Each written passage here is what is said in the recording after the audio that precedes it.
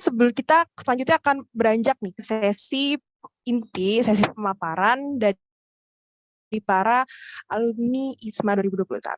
Tapi sebelum itu, kita akan ada sesi foto bersama terlebih dahulu. Jadi untuk para audiens yang dapat menyalakan kamera, dapat menyalakan kameranya terlebih dahulu untuk sesi foto bersama ini. Dan sesi ini akan diarahkan oleh operator. Itu kepada operator mungkin bisa.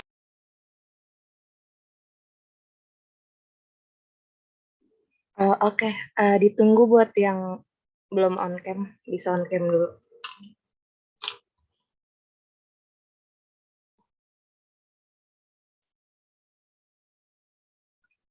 Slide 1 ya. 1, 2, 3. Oke, slide 2. 1, 2, 3. Ya, sudah. Terima kasih. Baik, terima kasih banyak operator. Oke, jadi sekarang kita masuk ke pada sesi yang ditunggu-tunggu oleh para audiens ini, para kakak, abang, teman-teman kriminologi yang udah hadir dalam acara ini, yaitu adalah acara sesi pemaparan oleh para narasumber-narasumber kita, yaitu para kakak abang mahasiswa kriminologi UI yang telah menjadi awardees dalam program ISMA 2000 tahun 2021. Dan sebelumnya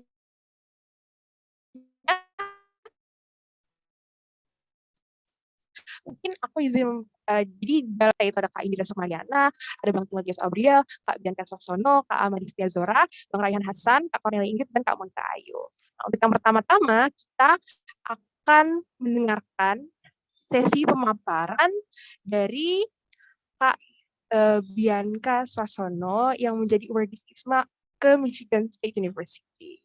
Kepada Kak Bian, waktu dan tempat kami persilakan Kak.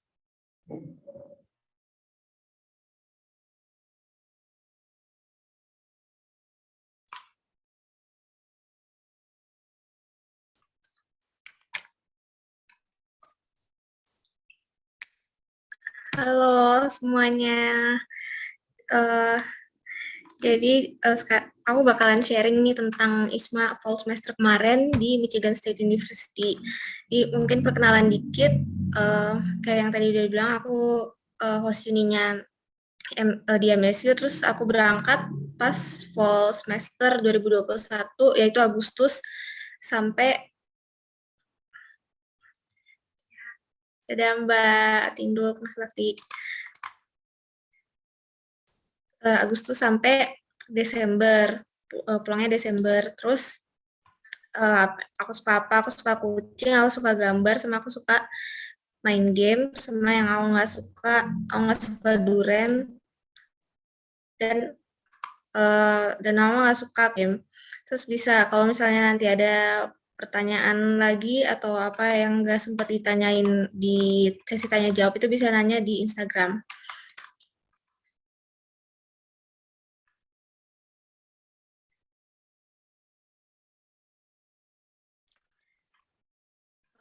Terus nih yang pertama, application process nih. Aduh, ngapain sih? Jadi yang pertama-tama itu jangan panik, karena emang ini udah mulai banyak banget yang harus disiapin, dan si tes sama grade transkrip sama paspor itu kalau bisa siapin dari jauh-jauh hari. Kalau aku kemarin English proficiency tesnya pakai Duolingo, dan saran untuk transkrip nilai, usahain selalu request di PPAA setiap pergantian semester, supaya nanti kalau mau daftar beasiswa atau daftar ISMA kayak gini tuh nggak panik gitu, karena udah ada transkrip nilai. Terus paspor juga walaupun masih nggak tahu ya kayak lulus atau enggaknya, tapi kayak ada baiknya juga udah disiapin dari awal, supaya nanti pas tahu lulus atau enggaknya tuh kayak nggak mepet gitu nyiapinnya. Nah, terus untuk yang 3 selanjutnya ini, yang recommendation letters, essay sama interview, itu boleh disiapin pas udah mulai kayak ada tanda-tanda dari ISMA-nya. Recommendation letternya itu ada dari prodi sama dari kemahasiswaan, sama boleh di next. untuk esainya kalau kemarin ada 4 yang ditanyain. Dan sebenarnya kalau dilihat dari yang tahun ini esainya juga mirip-mirip sih. Ada intinya ada academic achievements, academic hurdles atau kesusahan akademis yang dialami itu apa. Terus ada lokal atau international communities. Nanti di sana tuh pengen join komunitas apa. Sama nanti pas pulang ke Indonesia kontribusi apa sih yang bakal dikasih buat Indonesia. Nah, eh, tips kayak tips dikit aja kalau dari aku yang utama itu honest, supaya kita bisa pertanggungjawabin apa yang kita bilang di wawancara nanti. Kan nanti wawancaranya pas interviewnya itu pasti berdasarkan sama esainya. Terus spesifik supaya kita udah ketahuan nih, kita udah research tentang kampus yang kita mau gitu sebelumnya. Jadi kita udah tahu nanti di sana kita bakalan ngapain atau mau join apa. Jadi kayak nggak asal pilih gitu. Terus realistis karena supaya kita bisa apa ya kayak nggak terlalu idealistik gitu, tapi tetap bisa kerjain apa yang udah kita janjiin gitu di esainya. Boleh di next. Terus interview itu palingan ada general question saja kayak perkenalan diri, terus GPA-nya berapa, terus kenapa kita milih universitas yang ini, kenapa kita pilih mata kuliahnya nanti kira-kira mau ngambil apa. Terus di interview itu aku selalu diingetin sama temanku untuk be confident karena ini tuh kayak chance to brag about yourself gitu. Kayak ini tuh kesempatan buat sombong-sombongin diri sendiri, tapi ya balik lagi kayak tadi tips di essay itu harus bisa bertanggung jawabin apa yang kamu bilang dan harus jujur. Selanjutnya, nah ini pre-departure kayak, aduh ternyata pusing-pusingnya tuh nggak cuma di awal aja, tapi kayak sampai sekarang tuh masih pusing gitu. Walaupun udah lulus nih udah seneng, tapi malahan lebih banyak lagi yang harus disiapin.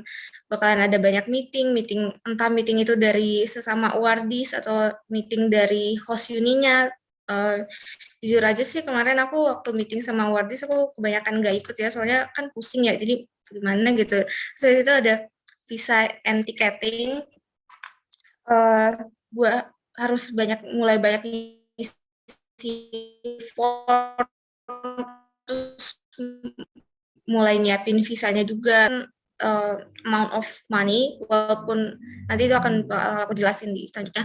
Terus ada PCR test juga sama vaksin. Kalau aku kemarin vaksin di Indonesia cuma sempat 1 kali, jadi nanti pas berangkat, nanti di US-nya tuh ada vaksin ulang gitu. Jadi kayak kalau dari Univo host ini nggak apa-apa kalau nggak vaksin full 2 dosis, tapi nanti di sana harus vaksin lagi.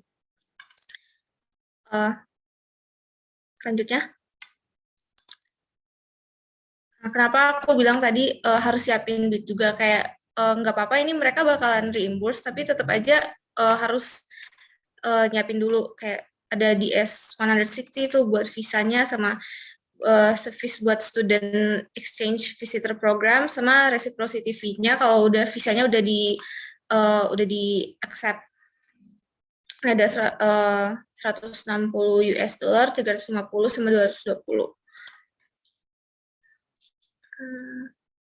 Boleh dilanjut. Nah, ini kalau aku kemarin pilih courses-nya ini ada Women and Gender in Asia, tapi dia lebih ke China. Terus ada Women and Health, Anthropological and International Perspectives, Human Capital and Society, sama Political Sociology. Ini aku milihnya di Indonesia, kayak mirip kayak IRS-an gitu. Tapi di Indonesia aku pilihnya 10 matkul. Nah, ternyata di sana tuh kayak dipilihin lagi gitu. Jadi ini kayak ada semacam sistem mayoritas gitu. Jadi sebenarnya yang aku pilih cuman Women and Gender in China ini. Tapi ternyata yang pilih mata kuliah lain yang aku pilih itu dikit gitu. Jadinya aku dapet mata kuliah yang dipilih sama wardis lain yang ke MSU. Terus ini masing-masing matkulnya 3 credits. Di next.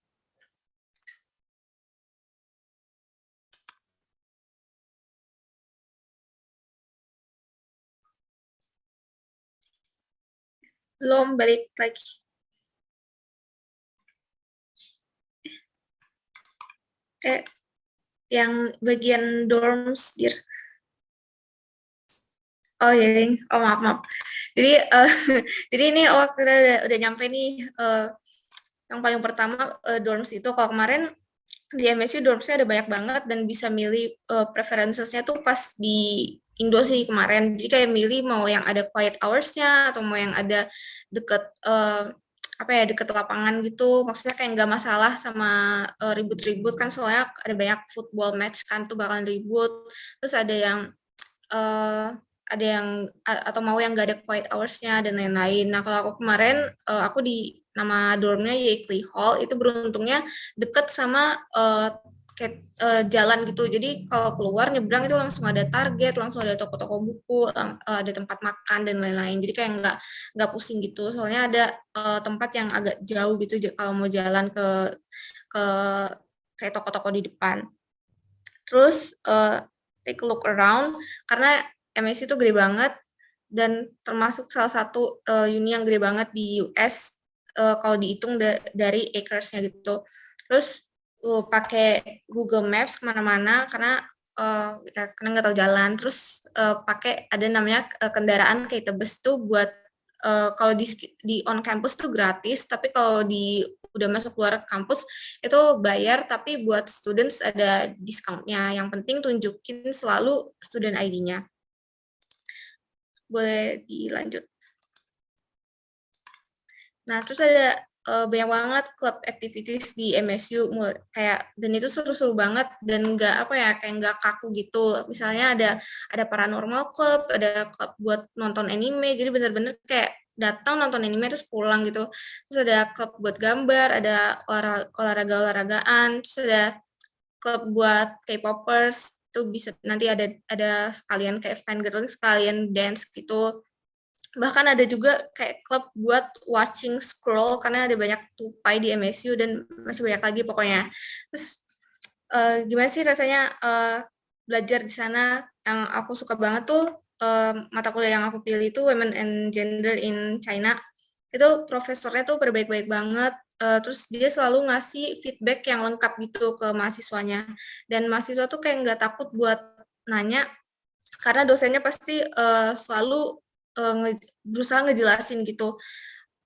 Meskipun ada beberapa mahasiswa yang menurutku pertanyaannya tuh kayak aduh apaan sih kenapa sih kayak gini dong ditanyain kan tadi udah dijelasin gitu tapi ternyata dosennya tuh masih ngejelasin dengan baik gitu jadi kayak kelasnya enak gitu loh terus orang-orang di MSU itu diverse banget dari latar belakang ras agama etnis tuh semuanya kayak ada gitu kayak nggak whites doang jadi kayak ini juga berhubungan sama makanan yang ada di dining hall kayak nggak usah repot-repot pasti ada makanan yang halal dan itu ada tulisannya kayak mengandung apa aja terus ada yang kayak mengandung alkohol juga ditulis gitu-gitu jadi kayak nggak usah khawatir terus ini juga menurutku penting tapi nggak ada jarang banget orang address gitu ini tentang crimes di sekitar ya di US namanya juga crimes tuh banyak banget ya kayak tiap 2 atau 3 hari sekali tuh pasti ada notification di HP atau di email kayak ada robbery, ada gunshot, ada orang hilang tuh kayak selalu ada gitu. Nah makanya penting banget buat jaga diri kayak take care of yourself by pepper spray pokoknya atau hal-hal yang bisa menunjang diri sendiri gitu kayak harus jaga diri. Terus kemana-mana usahain ditemenin sama temen gitu apalagi kan kayak kita nih nggak tahu jalan ya kita nggak tahu apa-apa jadi usahain tuh ada yang temenin terus kemarin ada Halloween sama Thanksgiving walaupun ya Halloweennya seru tapi kan kayak Thanksgiving di US ya gitu lah kayak historinya tuh ya gitu main gitu nah tapi enak Thanksgiving tuh dining hall-nya ini masalahnya dining hall-nya pada tutup jadi if you're lucky enough have a friend yang bakalan invite kalian buat makan di rumahnya. Kalau kemarin aku ada yang invite aku buat makan dan nginep di rumahnya. Terus ada itu kan culture di US kan. Terus MSU sendiri tuh ada personal culture-nya, yaitu setiap waktu ujian gitu kayak minggu-minggu ujian dibolehin midnight scream teriak dari jam 12 malam sampai jam 12 lewat 1 menit. Jadi kayak ada 1 menit waktu buat teriak buat relieve your stress dan itu kayak ya udah nggak apa-apa nggak ada yang protes gitu tapi kayak cuma 1 menit aja. Nah, lanjut.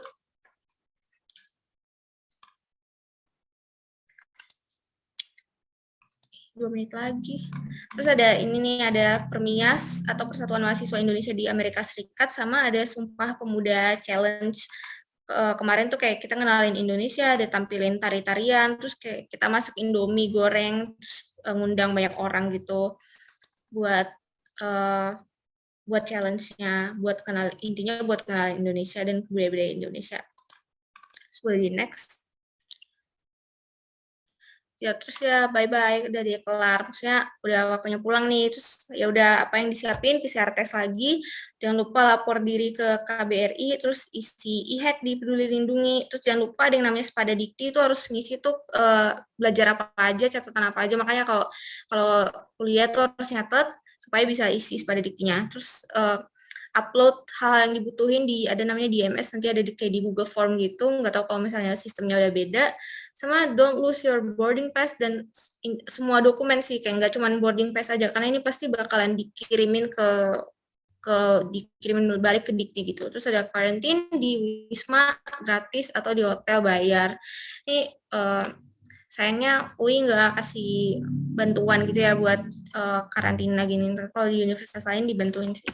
Lanjut. Terus ini terakhir tentang convert SKS. Sebenarnya di ini kan sebenarnya udah ada pedomannya ya buat 20 SKS, tapi ternyata kalau di sini kita harus disetarain dulu sama cari nih mata kuliah yang berhubungan, alias nggak mungkin kita dapat 20 SKS. Padahal sebenarnya one credit itu usually equals 3 or 1 SKS itu sama kayak 3 atau 4 US credits gitu, tapi ternyata kalau di UI harus disetarain dulu, jadi kayak ya udah gitu. Udah deh, selanjutnya cuman foto-foto. Thank you.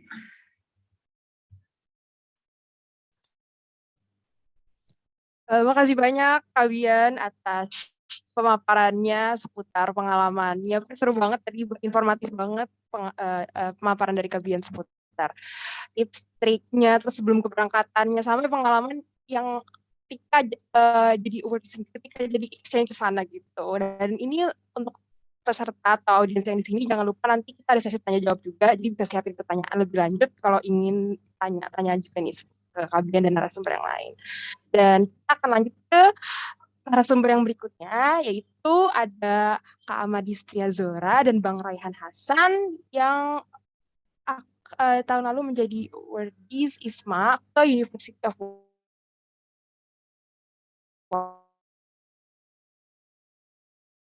Warsaw. Kepada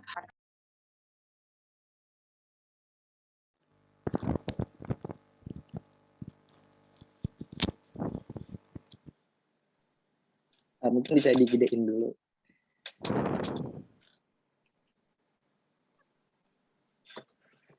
Halo, selamat siang semuanya, selamat siang teman-teman semua. Hari ini aku sama Amadis mau presentasi tentang ISMA yang di Poland ya. Tapi disclaimer, kalau dari aku pribadi sebenarnya nggak nyaranin ke Polandia sekarang, soalnya ini kan dekat banget sama negara konflik ya. Jadi sebenarnya dipertimbangin lagi aja kalau mau ke Polandia. Tapi terserah sih, nggak ngelarang. Nah jadi boleh next slide. Nah jadi tapi aku sama Amadis nggak bakal jelasin banyak-banyak tentang sebelum keberangkatan, soalnya nggak beda jauh sama yang dijelasin sama Bianca tadi. Aku sama Amadis berangkat ke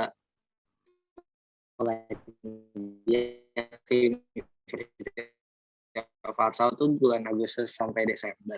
Kalau misalnya ISMA Warsaw sendiri, kalian ngurusin visanya kolektif, jadi kalian mungkin nggak bakal terlalu overwhelmed gitu. Terus juga saran dari aku, sebelum daftar kalian lebih koordinasi sama PA aja, soalnya biar nanti urusan sama DEP-nya nggak begitu ribet dan dapat izin segala-segalanya. Nah, terus masuk ke University of Warsaw. Jadi University of Warsaw sendiri itu salah satu univ terbaik di Eropa ya katanya. Salah satu univ tertua juga di Eropa. Dan juga nanti kalau kalian masuk ke sini, kalian bakal jadi anak HI. Soalnya ntar kita masuk ke fakultas HI. Ini boleh di next langsung.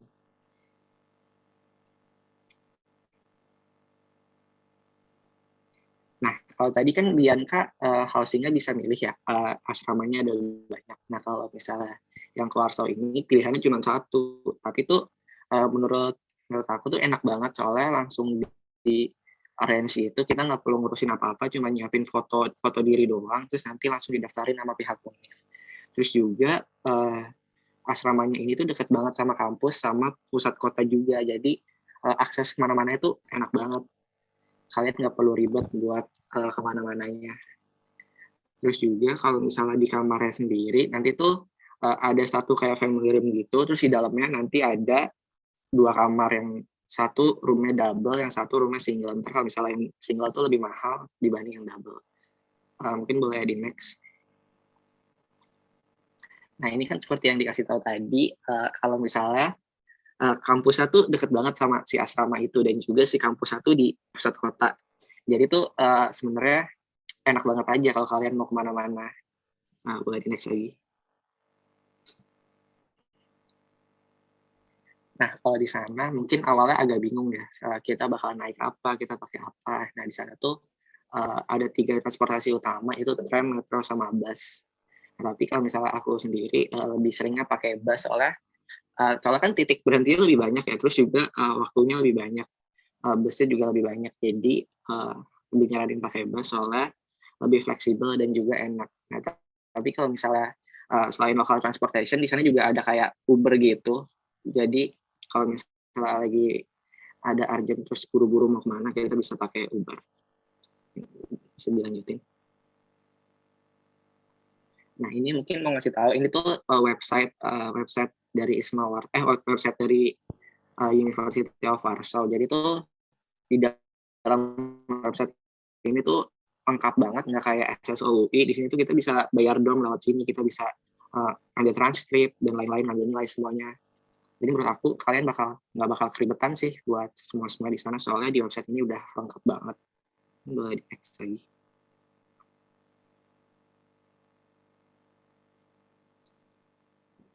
Boleh. Nah, ini mata kuliah yang aku sama Adis ambil di sana ya. Jadi sebelum berangkat tuh kita milih dari pilihan yang di sebelah kanan ini, ada 6 matkul pilihan yang bisa diambil. Aku sama Adis ngambil 2 kebetulan sama, yaitu asymmetric math sama security system. Nah terus tapi pas kita udah mau berangkat, sebenarnya kita dikasih tahu kalau ada matkul wajib yang harus diambil juga, yaitu yang di sebelah kiri ini. Nah, udah sih sebenarnya gitu aja. Mungkin bisa di next lagi. Terus selanjutnya bisa jelasin sama Adis. Oke, selanjutnya ini ada mekanisme pembelajarannya. Jadi bentuknya itu ada 2. Yang pertama lectures. Lectures ini sebenarnya kayak perkuliahan sama dosen biasa di kelas. Yang kedua seminar. Yang seminar ini sebenarnya sama, mirip kayak lectures di kelas juga, cuma dia sering banget ngundang dosen tamu gitu, dan dosen tamunya itu biasanya kayak karena ini HI ya, jadi kayak biasanya perwakilan Polandia di AU atau di PBB kayak gitu-gitu. Nah, terus untuk tugasnya bentuknya ada esai, ada presentasi, sama final project. Final project ini ada macam-macam, ada bisa bikin makalah biasa atau kayak macam-macam deh pokoknya. Terus yang lingkungannya itu pertama, dia itu sangat mendorong diskusi dan partisipasi aktif di kelas.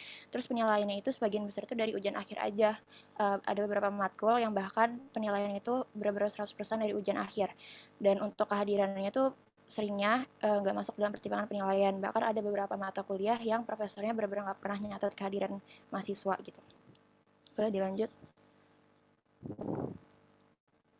Jadi selain perkuliahan di kampus, kemarin University of Warsaw itu sempat provide kita beberapa additional activities. Yang pertama tuh ada trips. Jadi tripsnya ini ke beberapa tempat, yang diantaranya yang pertama ke Zalazowa Wola. Jadi ini kota kelahirannya Frederick Chopin. Terus ada Warsaw Old Town sama kota Krakow. Nah di Krakow ini kita salah satu destinasinya itu ke Auschwitz Concentration Camp.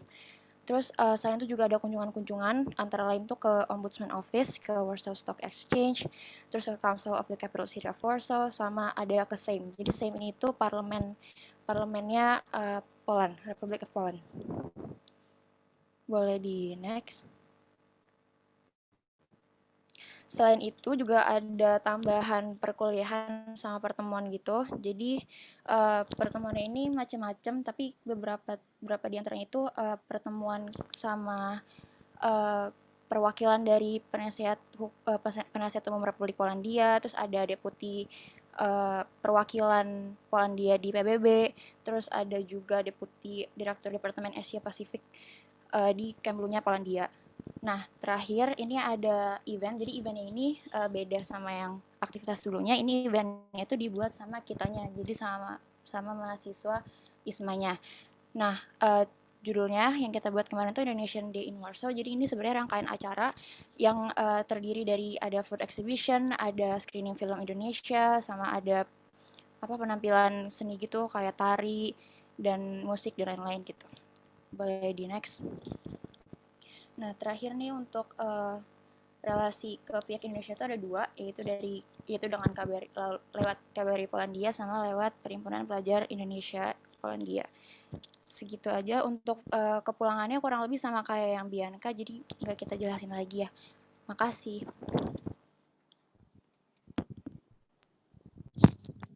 Makasih banyak Kak Adis dan Bang Raihan atas pemaparannya. Oke, jadi untuk para teman-teman yang hadir di sini, kita udah lihat nih gimana kita udah dapat info soal dari mekanisme belajarnya, terus akomodasinya, dan sampai ke aktivitas dan acara yang dilakukan oleh para awardees, baik Bang Raihan, mereka. Dan kita masih ada lagi nih, masih beberapa narasumber yang akan memaparkan presentasinya, dan yaitu yang selanjutnya ini kita akan dengar pemaparan dari Kak Indira, Bang Timotius Abriel, dan Kak Indira Sukmariana yang menjadi awardee ISMA ke UK. Dan kepada Bang Timothy dan Kak Indira, waktu dan tempat tersilakan.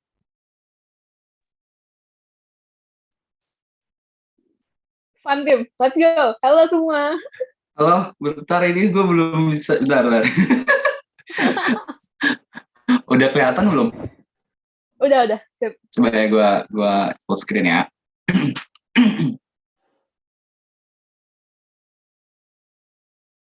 Kelihatan nggak? Ya, kelihatan. Oke, Halo gue buka semua. ya, Dir. Oke, sip. Halo semuanya, kenalin gue Timotius dan tadi itu Indira. Kita awardee dari ISMA UK, awardee ISMA ke UK. Kita mau jelasin aja dikit-dikit lah, soalnya tadi pada dijelasin sama teman-teman yang lainnya. Jadi kita bakal ngungkapin aja gimana sih kita pas jadi awardee ISMA di UK, dari mulai application, pre-departure pas di sana, nanti sama pas pulang ya, Dira. Ya udah, lanjut aja langsung ya. Ya, jadi kalau di UK itu sama sebenarnya, prosesnya semua sama ISMA tuh. Jadi ada application process, pre-departure, during the program, after the program. Semua kalau application process, daftar dulu, bikin akun di ISMA, di situs ISMA, terus nanti apply-nya tuh nyiapin essay, terus nanti surat rekomendasi dari UI, transkrip yang dikeluarin sama fakultas atau kampus, tergantung fakultas kampus kalian. Kan di sini juga ada teman-teman yang bukan dari UI ya, jadi ya berarti surat rekomendasi dari kampus kalian sama transkrip resmi dari semester yang lalu. Jadi kalau kalian daftar semester 4 atau 6, berarti kalian minta transkrip sampai semester 5, dan semester 3 dan semester 5. Terus ada siapin juga English Test Certificate, jadi kan harus ambil tes Inggris, antara itu DET, IELTS, atau TOEFL, terus sama juga application form. Nanti application formnya itu kalau nggak salah langsung dari situs yang ada. Terus pastiin juga paspor kalian tuh valid buat 1 sampai 2 tahun. Kenapa? Karena kayak kasus yang Ingrid sama Monica, kan mereka di-defer ke semester depan ya. Kalau kalian visanya cuman aktif 6 bulan ke depan, masih 6 bulan ke depan, berarti kalian nggak bisa nggak bisa buat ikut kalau di defer, karena defer kemarin 7 bulan, dari kita bulan Juni atau Juni udah diterima, tapi karena mereka baru berangkat bulan Februari kemarin. Terus habis kalian lulus application proses ini, nanti kalian langsung interview. Tapi kalau nggak salah sekarang ada tahap baru ya, jadi ada habis application tes kebinekaan, baru habis itu nanti pengumuman lanjut wawancara atau enggaknya. Jadi hari ini pengumumannya tim, tau nggak tim? Oh Hari ini iya, tuh pengumuman interview loh semua. serius? Ih, anjir. Aduh. Ih, Ya takut udah. banget deh.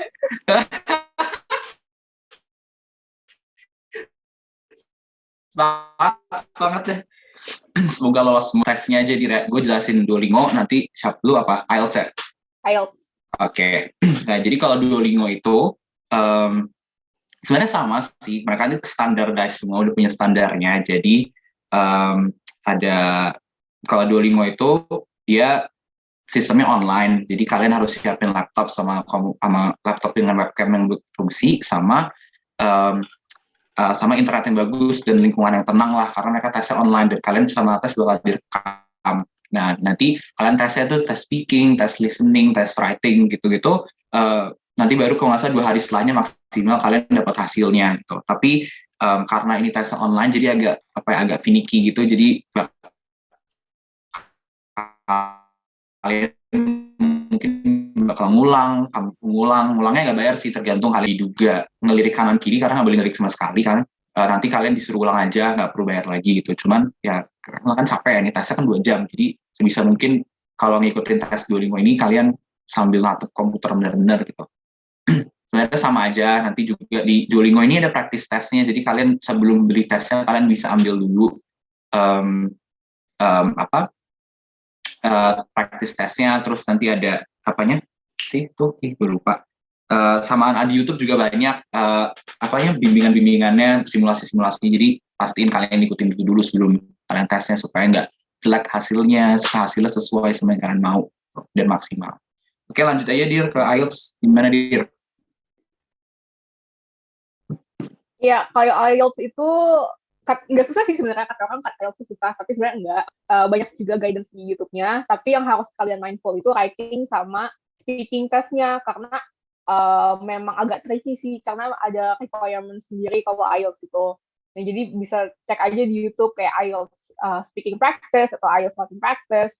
Nah, banyak juga tes gratis di internet kalau misalkan kayak mau practice buat listening atau readingnya kayak gitu. Dan harganya 3 juta sekali tes. Jadi latihan dulu, jangan nggak latihan. Iya, jangan nggak latihan sih teman-teman, karena TOEFL IELTS kan 3 juta. Mungkin Duolingo paling murah ya, dia 700.000 terakhir kemarin. Cuman tetap aja kan itu duit ya. Jadi supaya kalian nggak menghindari nanti kalian udah bayar mahal tapi tesnya ternyata nggak maksimal gitu. Jadi pastiin bahwa kalian benar-benar ikutin benar paham tesnya ngapain gitu. Terus yang itu might be dependent on the uni. Pastiin juga univ yang kalian daftar tuh nerima tes kalian sebelum kalian ngambil tes ya. Jadi kalau misalkan kalian mau ambil uni kemarin di Sussex itu nerima semuanya, Duolingo, IELTS, TOEFL gitu. Jadi tapi ada juga univ yang cuma nerima IELTS, TOEFL, ada juga yang nerima 3-3-nya. Jadi pastiin kalian ngambil tes yang sesuai diterima sama uninya. Jangan kalian ngambil Duolingo tes tapi ternyata univ yang kalian mau nggak terima Duolingo. Biasanya di Asia itu beberapa ada yang nerima Duolingo, tapi rata-rata di Eropa pada nerima sih. Lanjut ya Dir ya. Iya. Nah, sekarang kita masuk ke essay interview. Nah, essay ini kalian itu nanti bakal kumpulin di situsnya, pas di situs ISMA tuh pas kalian daftar pertama application itu. Nah, essay itu kalau di batch tahun kemarin itu ada 4 questions, tapi sekarang kalau nggak salah ada 6 itu 2-nya itu pertanyaan personal gitu tentang kesehatan sama kemarin pokoknya ada 2 pertanyaan tambahan. Tapi sebenarnya secara umum pertanyaannya tipikal essay sih, kayak apa kesulitan kalian, tantangan kalian. Tadi kan udah jelasin sama Kak Bianca ya, jadi udah ada biasalah tentang tantangan akademis, tentang apa tujuan kalian, apa visi kalian ketika kalian ikut ISMA gitu. Mau nambahin dikit sih tadi dari yang Bianca bilang, ketika kalian nulis essay pastiin terstruktur teman-teman, jadi kalian jelasin sedikit latar belakang masalah kalian, latar belakang jawaban kalian sama resolusinya gimana. Dan ketika kalian ngebahas soal masalah di essay, pastiin kalian ngasih solusi yang bisa kalian lakukan ya, atau yang udah pernah kalian lakukan dan apa dampak dari solusi tersebut gitu, supaya meyakinkan bahwa kalian tuh realistis. Kan tadi bilang realistis, ada masalah tapi bukan berarti saya nggak bisa selesai gitu. Jangan essay itu nggak boleh ngeluh teman-teman. Jadi kalau essay itu kalian jelasin masalah solusi gitu. Ya interview Indira yang jago, gue enggak. Interview kemarin tuh 10 menit, pertanyaannya revolve around essay, jadi kita harus bisa recall essay kita sama justifikasi kenapa kita tulis itu di essay kita. Nah, saran gue untuk interview adalah research tentang host country kalian, research tentang host university kalian. Pasti kan ditanyain tuh, oh ya kalian mau ngapain di sana gitu kan, what are you gonna do there, and then you guys have plans lah kalau misalkan gue mau ikut societies ini, kenapa, karena gue suka ini, kayak gitu. Terus kenapa milih host country itu gitu kan. Kalau misalkan yang Korea mungkin jangan bilang karena K-pop ya guys, karena itu akan dilihat sebagai jawaban yang trivial banget gitu kan. Kalau misalkan oh ya gue mau ke UK gara-gara mau main ke Anfield gitu kan. Kalau Timotius tuh jawabnya kayak gitu. Jawabnya tuh harus ada argumentasinya gitu, kayak waktu itu gue jawab kenapa mau ke Leicester, karena Leicester itu adalah Uni of Leicester tuh research university, salah satu research university terbaik di UK, terus dosennya yang mau gue temuin ada siapa aja, terus apa yang mau gue ambil dari Leicester, kayak gitu, sangat diverse dan kayak gimana gitu. Jadi ya, gue mau ke Liverpool gara-gara mau nonton match di Anfield gitu kan, nggak kayak gitu ya guys. Oke, lanjut. Oke, pre-departure ya teman-teman. Jadi kalau kalian udah main tahap pre-departure, berarti kalian udah lulus semuanya. Selamat, congratulations. Nah, Selamat. di tahap ini sebenarnya ini tahap yang lebih pusing administrasinya karena banyak waiting game, banyak nanti kalian surat dokumen harus siapin dan dokumen harus kalian pastiin udah ada gitu. Jadi follow all instructions jadi provided sama ISMA. Nanti ISMA tuh bakal ada kayak SR, student representative tiap rombongan, sama bakal ada penanggung jawab dari ISMA-nya. Nah itu kalian harus benar-benar ikutin, follow the instructions to the letter, benar-benar ikutin kata demi kata, karena kalau nggak ikutin nanti kalau nggak sesuai bakal sulit ISMA-nya, bakal sulit visanya gitu. Jadi pastiin serombongan kalian sepikiran dan semuanya udah lengkap gitu. Terus di tahap ini, host ini kalian tuh udah bakal mulai menghubungi kalian buat tentang diskusi, ngobrolin soal pre-departure, live, ngenalin live di sana, sama nanti kalian bakal dikirimin offer letter sama CAS-nya, Certificate of Acceptance-nya di univ kalian itu. Nah, offer letter sama CAS ini bakal dipakai buat kalian apply visa. Nah, nanti apply visa ini kalian apply-nya di gov.uk, tergantung visa kalian apa nanti secara kolektif kalian sepakatin sama ISMA dan kelompongan kalian. Nah, offer letter sama CAS ini harus ada. Nah, karena itu bakal dipakai buat nanti kalian ngajuin. Dan nanti kalau sistem masih kolektif kayak tahun lalu, appointment itu bakal disusun bakal ditetapin dalam kalian apply sekarang, minggu depan atau 2 minggu lagi itu bakal ditentuin tanggal kalian bakal kolektif. Appointment visanya kapan. Nah, setelah appointment itu maksimal 21 hari baru di-delivery ke kalian. Kalau masih sistem delivery pakai, lupa namanya apa pas itu. Oke, wahana. Nah, di sini kalian di tahap ini juga kalian mungkin udah bakal dapat duit dari ISMA, dari LPDP. Nah, funding self-help dari LPDP.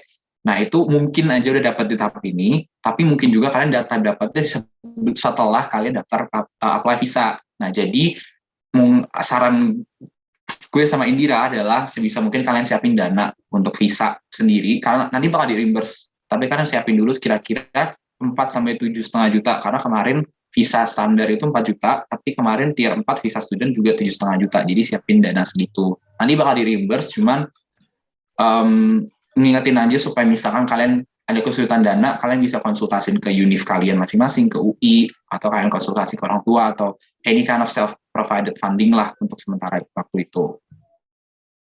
Oke, gue masuk ke SASEX. Jadi tadi udah pre-departure, udah application, pre-departure, sekarang kita masuk ke SASEX. Gimana sih SASEX itu sebenarnya? Dari gue sebagai mantan awardee yang pernah studi di sana. Nah, ini minimal requirement SASEX tahun ini sama kayak tahun lalu, jadi memang requirement-nya cukup masih enteng lah, lumayan gitu. Cuman karena enteng ini justru persaingannya jadi banyak banget. Kemarin berapa ratus yang daftar SASEX tuh, yang batch ini, yang tahun ini, tahun kemarin tuh yang daftar SASEX cuma 40-an, karena yang diterima juga 40-an, tapi sekarang udah berapa ratus, karena memang dia kalau kita lihat sih, menurut gue pribadi nggak gitu tinggi-tinggi banget lah requirement-nya dibanding beberapa univ lain di UK. Terus ini available courses-nya, gue lupa lebih banyak atau lebih sedikit, cuman kemarin itu gue ambil News Politics Power B, Access Equity Gender, Education for Development, sama ada satu Psychology of Development. Jadi kalau di sini sistemnya itu kalian rebutan, tapi rebutannya itu by paper, jadi kalian isi form. Nah nanti kalau misalkan kelas yang kalian pengen penuh, nanti kalian bakal infoin lewat email sama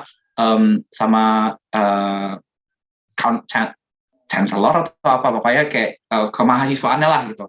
Nanti kalian dihubungin dan kalian bakal suruh pilih yang lain. Nah ketika kalian pilih yang lain, kalian kalau misalkan ada yang mau dipilih tapi nggak dari sini, kalian harus ajuin dulu ke ISMA-nya. Nah itu bakal sulit, jadi sebisa mungkin kalian udah punya at least 6 matkul yang kalian pengen dari sini gitu. Dan konsultasin juga sama univ kalian, sama departemen prodi kalian, apakah nanti ini bisa at least dicoba di konversi gitu. Meskipun ya itu deh agak sulit juga. Nah kalau housing di Sussex itu dia student housing, isinya 5-6 student, dan kalian bakal dikelompokin sama teman-teman sama ISMA biasanya. Tapi ada juga yang bareng sama teman-teman lokal atau teman-teman international student lain. Nah di sini tuh di Sussex itu ada flat, Lewes Court atau beneran rumah Bradhelm, tapi ada juga yang lain yang lebih ekspensif gitu. Yang paling murah tuh Lewes Court, dia cuma 1.400-an per 3 bulan. Nah semuanya ini dia itu ada dalam situsnya Sussex, jadi kalian kalau kelas tinggal jalan, terus di dalam kampus itu ada bis gratis kalau kalian menunjukin kartu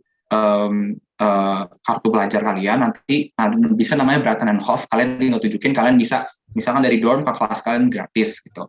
Nah ini juga 10 menit jalan kaki dari Falmer Station. Jadi kalau kalian nyampe dari mau ke Falmer Station atau dari Falmer Station mau balik ke rumah, itu tinggal 10 menit jalan. Sama backyardnya, terutama Lewes Court tuh cakep banget karena dia itu di atas bukit backyardnya. Lanjut, kalau learning mechanics-nya itu sebenarnya UK sama sih, tapi nanti Indira bakal jelasin sedikit yang lain. Jadi ada seminar, lecture sama at home. Ada yang di rumah, ada seminar itu diskusi, lecture itu dengan dosen, di rumah itu biasa reading week, assignments itu predominantly written, essay, paper, policy brief, tapi ada juga others tergantung tergantung matkul kalian, seperti misalkan kalau kalian ambil human factors and economics, itu biasanya kalian bakal disuruh bikin animasi, bikin Photoshop atau kemarin kayak animasi manusia lah gitu. Itu berarti kalian harus pastiin dulu apakah kalian bisa ngerjain assignment-nya atau enggak. Tuh.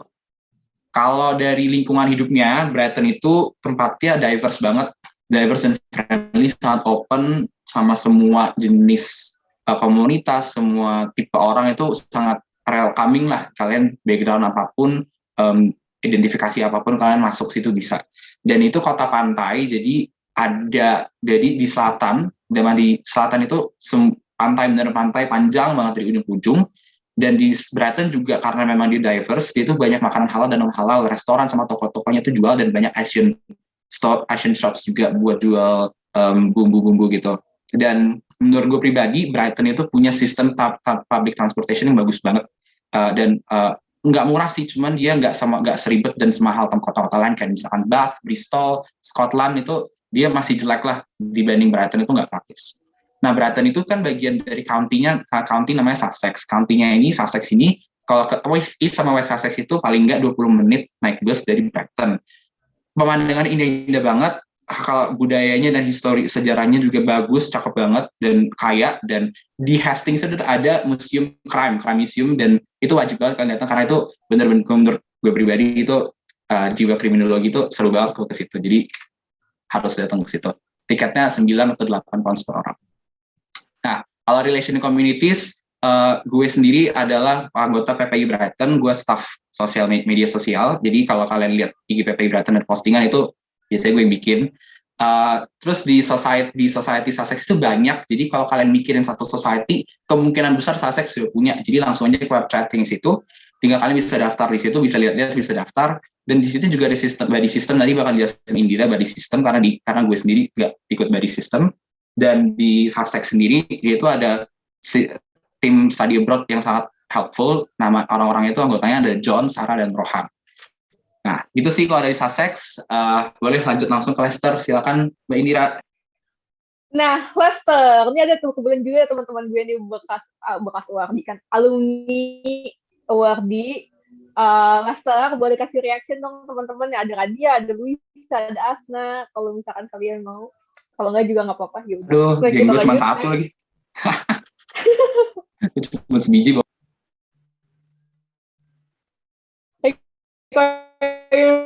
Maksudnya tahun ini Sabji ya maksudnya dari Sussex, cuman bisa lah ya kalian cincai. Lanjut next. Ini available courses-nya. Gue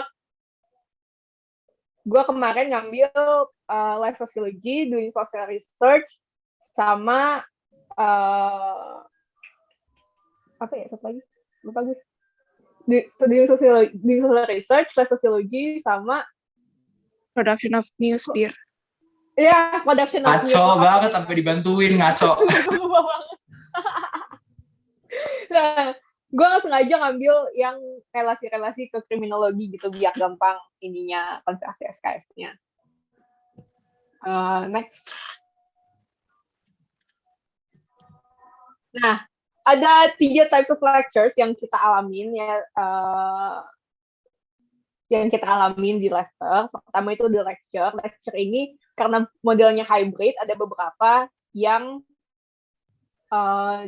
online, jadi bisa recorded atau misalkan kita join di Microsoft Teams. Kemudian ada juga live seminar. Seminar itu adalah ketika kita diskusi sama teman-teman, difasilitasin sama dosen. Nah, ini biasanya ngebahas tentang apa yang dibahas di lecture. Kemudian ada workshop. Workshop ini adalah ketika kalian kerja sama grup kalian untuk bikin suatu project. Biasanya anak-anak yang ngambil digital media ini udah ngalamin nih workshop nih. Kalau gue nggak ngalamin karena nggak ada group project.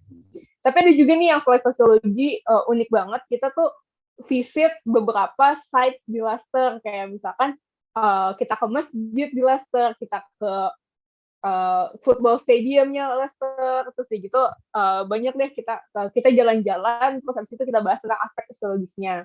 Assignments-nya biasanya cuma 3 tipe: essay, project, presentation.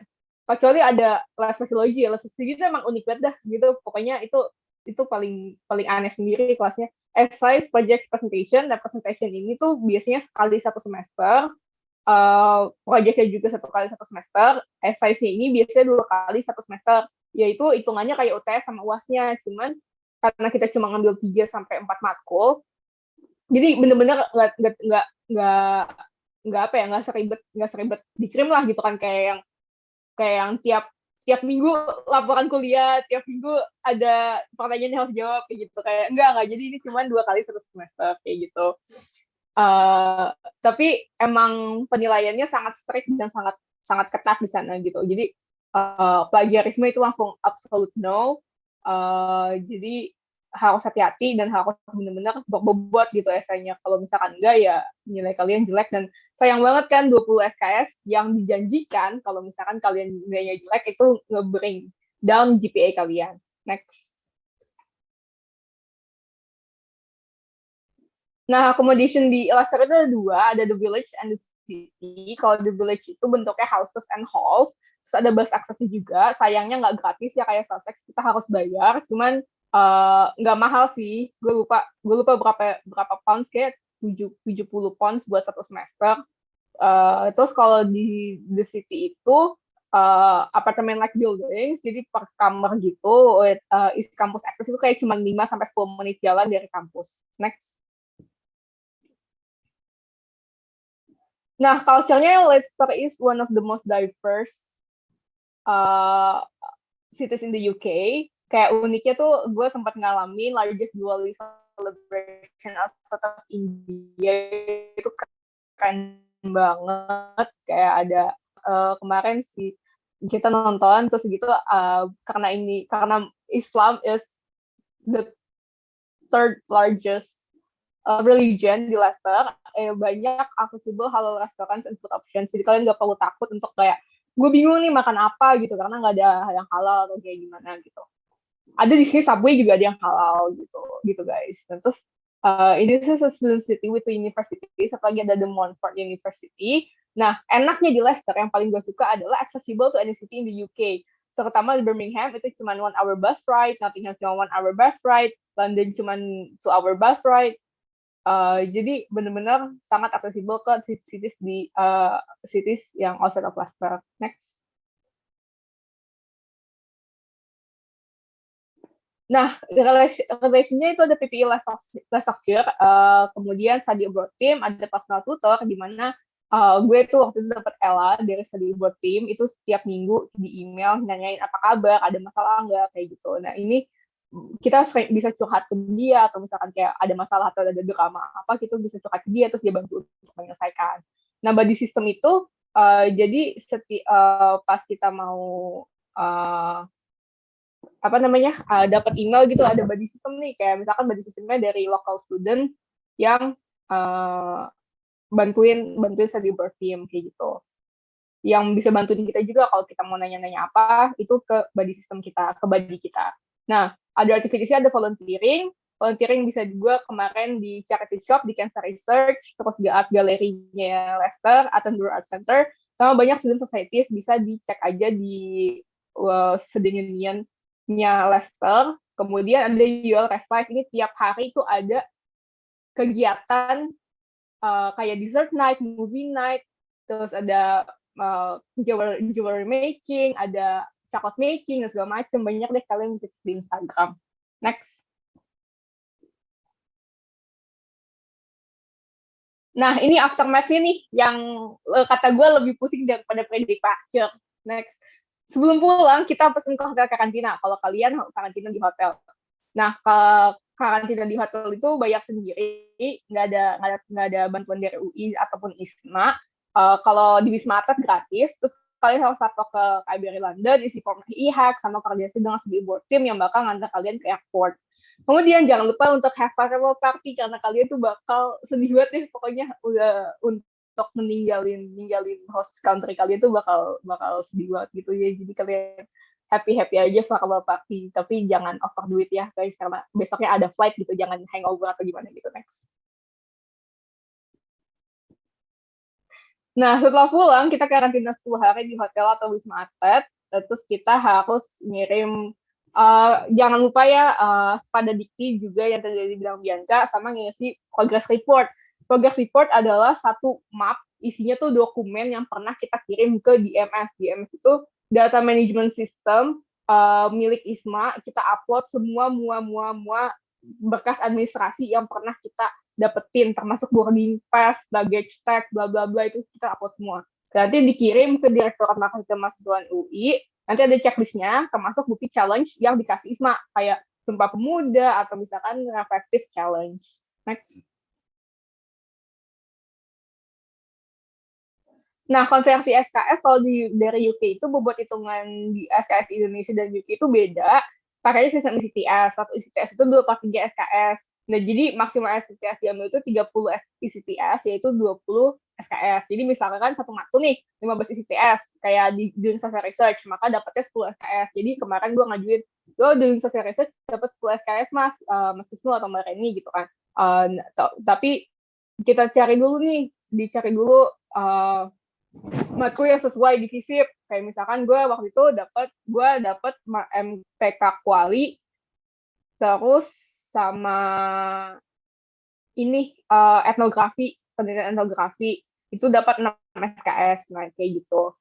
Terus production of news gue dapat newsmaking, criminology, terus life sociology gue dapat sosiologi masyarakat Indonesia kalau nggak salah dari prodi sosio kayak gitu. Jadi konversi SKS-nya koordinasi terus sama prodi, terus kalian juga harus disiapin, ini Mas, kita ini transkripnya kayak gini, sistem penilaiannya kayak gini, dapat nilai konversinya segini, dapat konversi SKS-nya segini. Jadi kalian kasih semua ke prodi, udah ada justifikasi sama argumentasinya, jadi prodi tinggal ngasih ke fakultas kayak gitu. Oke, udah deh, next. Nah, thank you for listening. Nanti tanya jawab, jangan lupa, don't hesitate to ask any questions. Silahkan kembali ke moderator. Thank you. Oke, makasih banyak Kak Indira dan Bang Timothy atas pemaparannya yang super duper komprehensif seputar sampai ke aktivitas dan budaya di host countries juga, ya seru banget. Dan juga nanti tadi diingetin sama Kak Indira dan Bang Timothy kalau nanti, hari ini ya ada pengumuman interview yang lulus ke tahap interview ISMA. Jadi jangan lupa nanti ada sesi tanya jawab. Para peserta yang ada di acara ini tuh bisa diberikan kesempatan untuk bertanya langsung kepada para narasumbernya nanti. Nah, mungkin kita langsung lanjut aja ke sesi selanjutnya, yaitu kita pindah ke Asia nih. Kita ada pemaparan dari Kak Cornelia Ingrid dan Kak Monica Ayu yang menjadi awardees ISMA ke Korea, itu Yonsei University. Kepada Kak Ingrid dan Kak Monica, silakan Kak. Oke, boleh bantu share screen PPT-nya ya.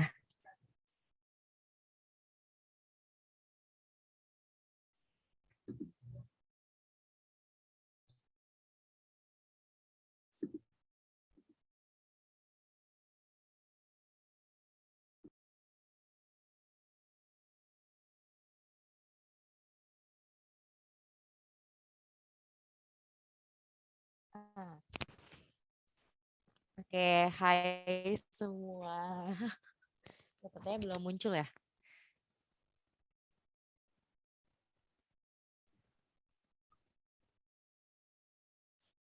Ini PPT-nya emang belum muncul kan, bukan internet kita kan, Mon. Bentar ya, Beb. Oke. Kak, maaf, link PPT-nya. Aku udah kasih ke Indira sih. Wait.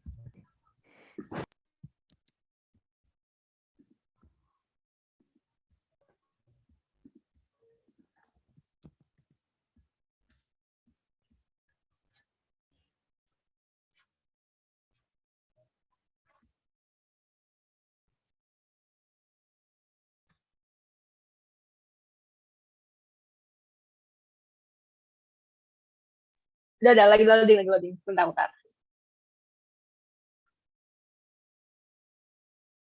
Maaf ya, anak-anak Korea. Dan gitu dong.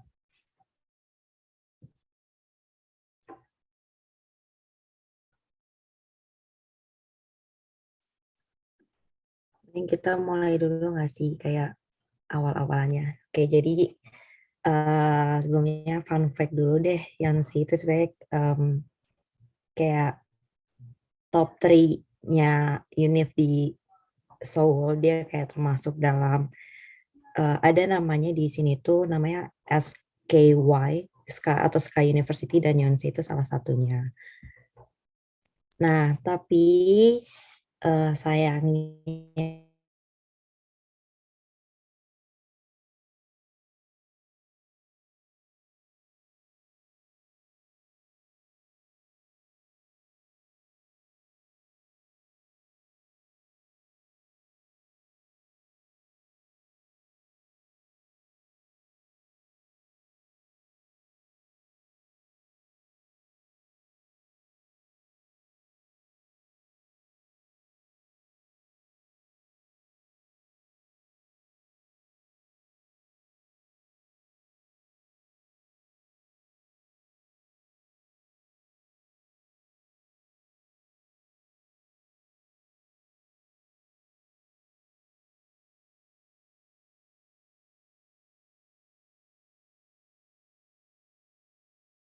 pada umumnya sama kayak untuk ke univ-univ lain yang ada di ISMA.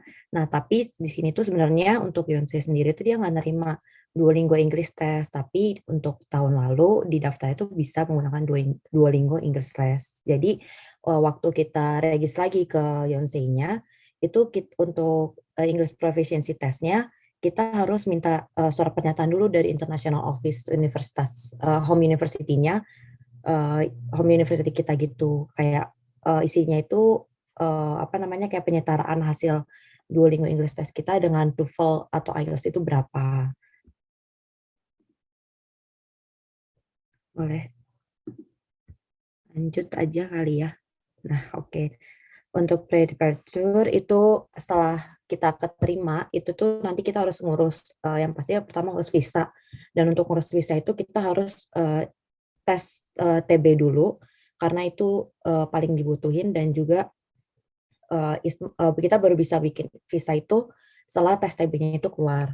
Terus untuk bikin visanya kita itu bikinnya individu, nggak barengan, dan juga sistemnya reimburse. Untuk visa sendiri itu sekitar 800-an, itu belum sama biaya admin, dan tambah biaya admin itu sekitar 1 jutaan deh kayaknya. Dan itu harus dibayar secara cash.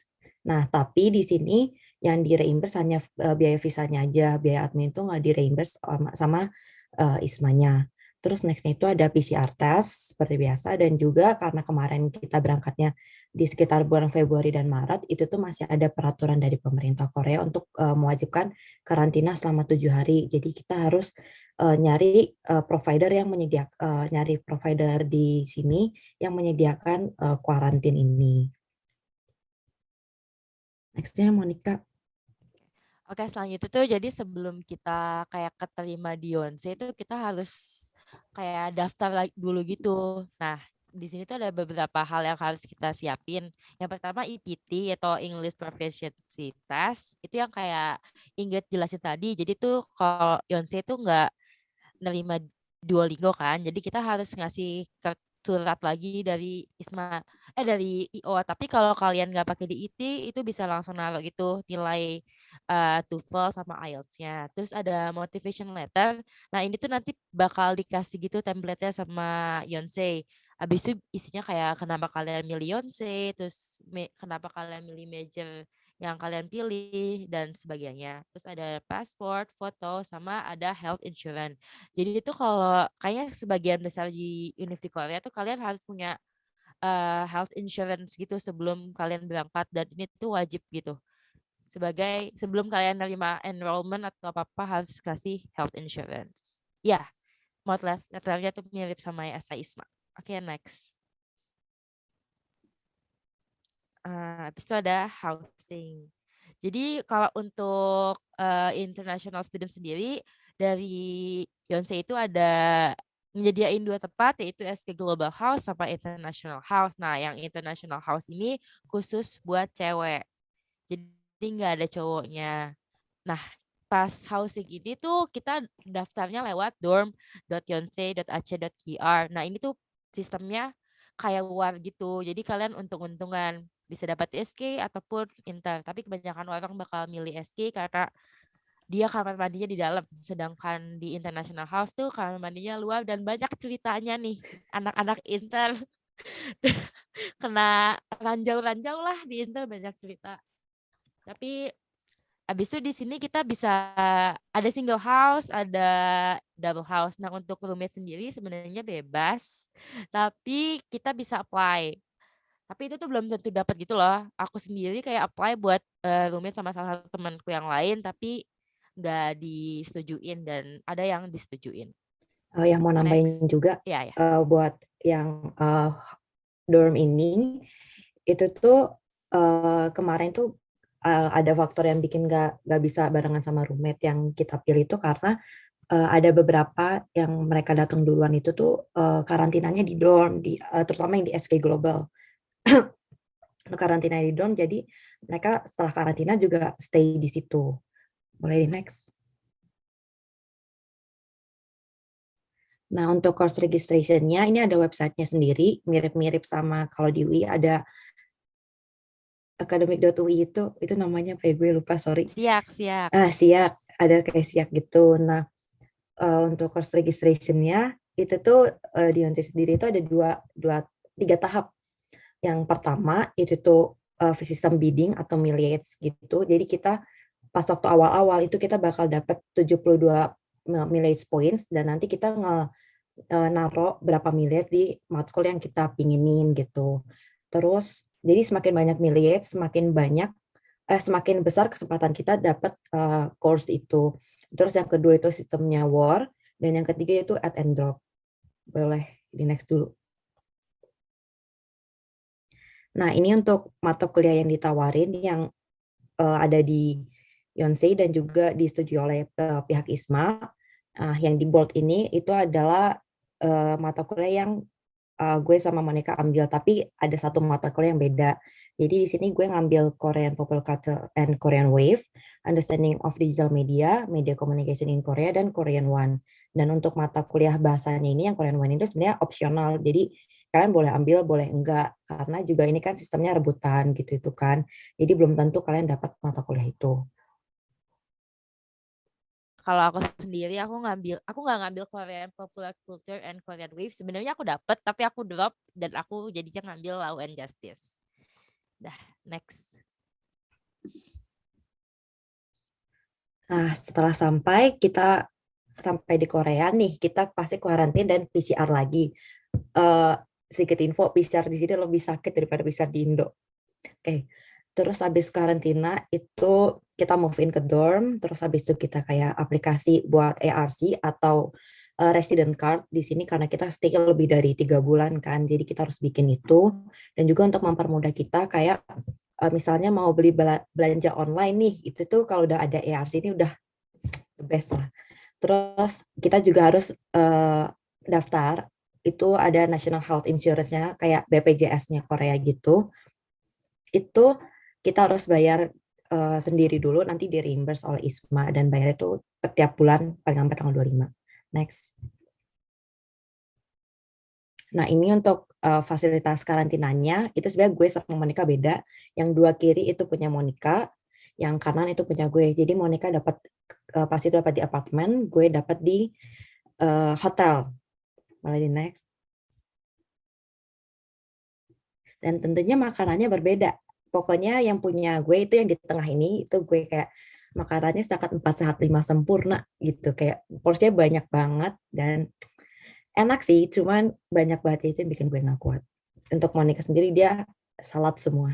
Ya, soalnya aku beda tempat sama Ingrid kan. Aku ada di namanya dia episode, itu dari lewat AirD, dan dia nggak ada pilihan halal nih. Jadi mau nggak mau kan harus vegan. Jadi ya sudah, aku setiap hari makan sayur atau enggak ada kayak bibimbap gitu. Itu pokoknya ulang aja sampai 7 hari semuanya kayak gitu. Nggak enak, nggak enak. Oke, next. Nah, untuk academic life-nya, jadi sebenarnya kita di Yonsei itu masih full online untuk course international course itu kita masih full online dan untuk kelasnya itu diajarinnya pakai bahasa Inggris bukan bahasa Korea kecuali untuk mengambil kelas bahasa. Nah, untuk kelas ini biasanya itu lewat Zoom meeting atau enggak lewat ini ada Learn Us. Ini tuh kalau di UI itu sama kayak IMAS. Ini tampilan websitenya. Kalau yang kiri itu dari Safari, Google Chrome gitu itu dari web. Nah, untuk yang dua kanan ini itu dari aplikasinya bisa di-download di Google Play atau di App Store. Nah, ini tuh ada yang pertama itu kayak tampilan course apa aja yang kita ambil, terus habis itu kayak ada kalender yang untuk ngeliat besok itu ada deadline apa-apanya itu ada lengkap di situ. Mulai di next. Nah, ini nih contohnya pembelajarannya di sini. Jadi kita itu bisa lewat Zoom meeting atau enggak cuma nonton pre-recorded video gitu. Nah, itu tuh udah kehitung absen. Kehitung absennya tuh ini di sini kan kayak ada tanda centang gitu kan. Itu tuh bakal otomatis kecentang kalau misalnya kamu udah nyelesain nonton videonya. Jadi kalau belum nyelesain itu tuh nggak bakal kecentang, atau kalau misalnya telat nonton videonya itu nggak bakal kecentang dan bahkan bakal kehitung absen. Absennya itu maksudnya absen nggak masuk ya. Ini salah satu course kemarin namanya Korean Popular Culture and Korean Wave, dan kemarin tuh kebetulan lagi bahas tentang kayak first generation K-pop idol gitu. Terus ini nontonin videonya HOT.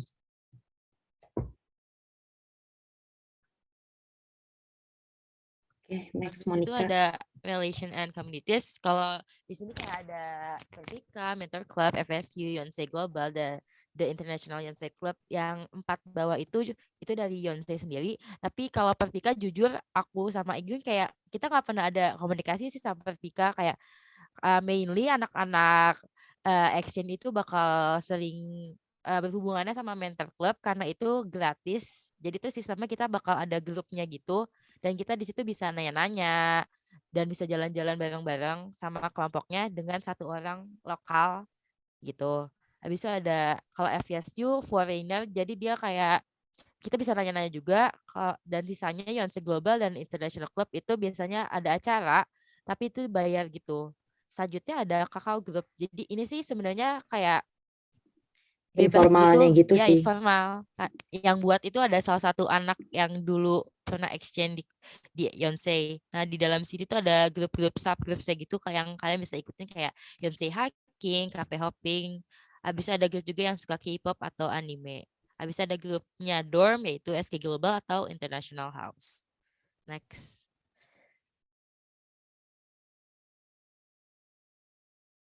Ya, next Monica Oke, silakan. aku dulu ya. Ya. Oke, jadi di sini ada kayak 2 tempat yang deket banget nih sama Yonsei. Nah, yang pertama itu ada Sinchon dan Hongdae. Kalau Sinchon itu kayaknya tergantung speed jalan kalian, itu bisa 15 menit dan bisa juga naik bus. Kalau dari Yonsei kita naik 7737. Itu bisa berhenti di Sinchon. Itu Nah, di kalau ke sini tuh banyak Hongdae. banget. Tapi bisa lewat gak sih, King? Nggak tahu gue. Ya udah lanjut. Kita jarang naik bus, kita suka jalan kaki. Nah, di Sinjan ini banyak banget kayak study cafe sama makanan-makanan murah. Biasanya orang-orang tuh kayak ada study cafe yang 24 jam, biasanya tuh pada kesini Sinchon. Terus di sini juga banyak makeup. Tapi mainly orang-orang kesini buat makan sih karena paling dekat dengan dorm kan. Habis itu ada Hongdae akan dijelasin Nah, oleh Ing.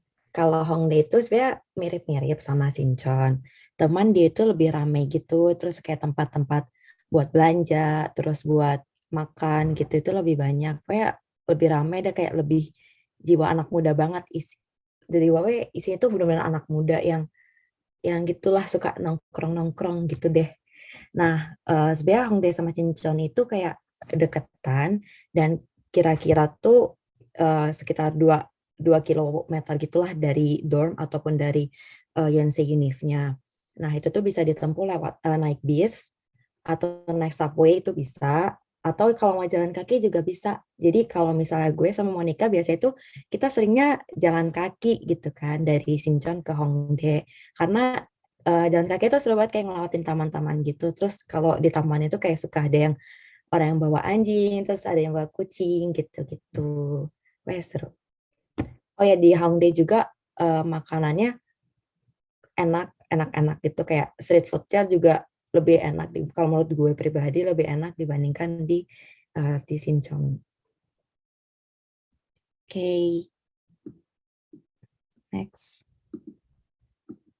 Oke, jadi sekian pemaparan dari kita yang ke Yonsei. Jangan lupa follow Isma Yonsei untuk lihat aktivitas kita lebih lanjut.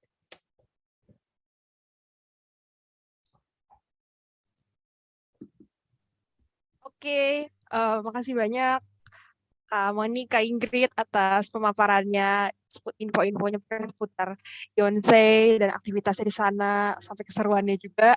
Nah, kita akhirnya udah selesai nih untuk acara sesi pemaparan dari para narasumber, dan sekarang kita masuk kepada sesi tanya jawab. Nah, di sesi tanya jawab ini pokoknya para peserta itu dapat bertanya ke para narasumber, dan untuk bertanya ini para audiens, para kakak abang, teman-teman kriminologi yang mau nanya itu boleh kalau mau nanya langsung raise hand dan langsung open mic aja. Dan kalau misalkan pengen nggak dibacain gitu pertanyaannya, boleh mungkin secara anon atau gimana, personal chat ke aku, terus nanti langsung aku bacain. Oh, ini ada yang bertanya, mungkin boleh langsung Bang Faisal mungkin boleh langsung on mic kalau mau bertanya. Oke, selamat siang. Makasih teman-teman, presentasinya keren banget. Saya dari Politeknik Negeri Batam, nggak tahu nyasar ke sini kenapa, tapi di Politeknik sendiri kan ada program baru sekarang namanya itu kayak sama gitu sih sama ISMA, tapi dia lebih ke vocational, jadi ISMAVO, jadi kayak ke industrial gitu. Ya pasti kurang lebih sama sih. Terus pertanyaannya adalah, saya pengen tahu tips buat motivational letternya itu apa, terus kemudian what would be the best answer for contribution, related to the contribution after the program finish misalnya gitu. Jadi kalau di interview atau mungkin di esainya nanti jawabannya tuh harusnya gimana sih yang keren gitu biar kayak diterima gitu. Terima kasih. Thank you. Makasih banyak Kak atas pertanyaannya. Jadi pertanyaan dari Bang Faisal tuh gimana sih cara buat maksudnya cara membuat motivational letter gitu ya yang benar-benar interesting gitu ya pokoknya. Dan mungkin dari para narasumber ada yang mau menjawab? Siapa? Mungkin aku itu ya. Apa mungkin Iya. dari mungkin Kak Indira?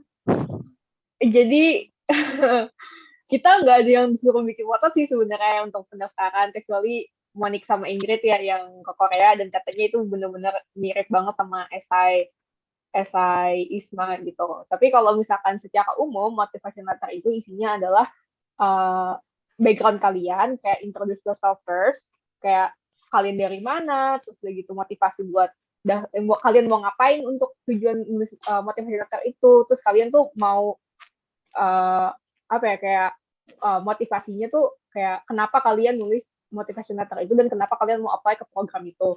Kemudian tulis tentang achievement kalian. Achievement kalian tuh apa aja, sama gimana proses dalam mencapai achievement tersebut. Setelah itu bahas tentang kekurangan kalian. Kekurangan kalian itu apa aja dan gimana cara kalian nanggulanginnya. Dampaknya terhadap hidup kalian tuh apa, terus kalian tuh gimana cara ngatasinnya. Kemudian tulis tentang harapan kalian tuh dengan ikut program ini tuh apa, sama gimana caranya kalian tuh bakal berkontribusi ke program ini, sama aftermath-nya tuh kalian tuh bakal ngapain. Terakhir itu kesimpulan, kayak bilang aja kayak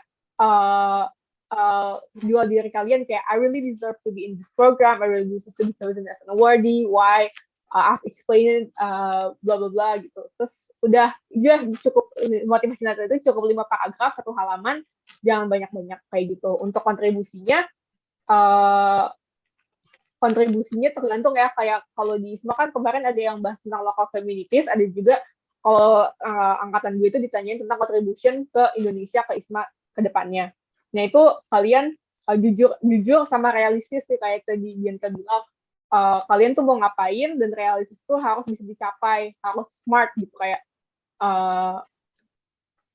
spesifik, measurable, achievable, R-nya apa ya? Sama T-nya itu tangible kalau nggak salah. Nah itu kalian bisa cari dulu sendiri tuh smart goal itu artinya apa. Terus udah gitu,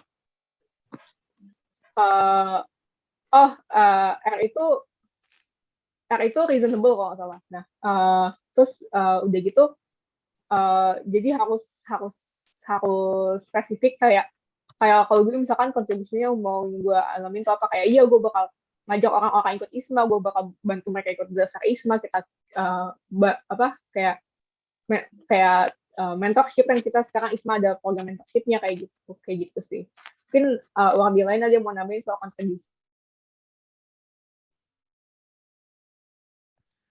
Ini ya nambahin dikit tentang kontribusi buat siapa tadi yang namanya Faisal ya namanya. Jadi kalau aku tuh ngehubungin kontribusi itu sama apa yang benar-benar mau kita capai gitu, kayak apa sih impian kita yang bisa apa nih yang bikin ISMA bisa menunjang impian kita gitu. Nah kita ngasih tahu di kontribusinya, kayak nanti misalnya nih kalau aku salah satu yang pengen aku bikin tuh, aku pengen nulis buku.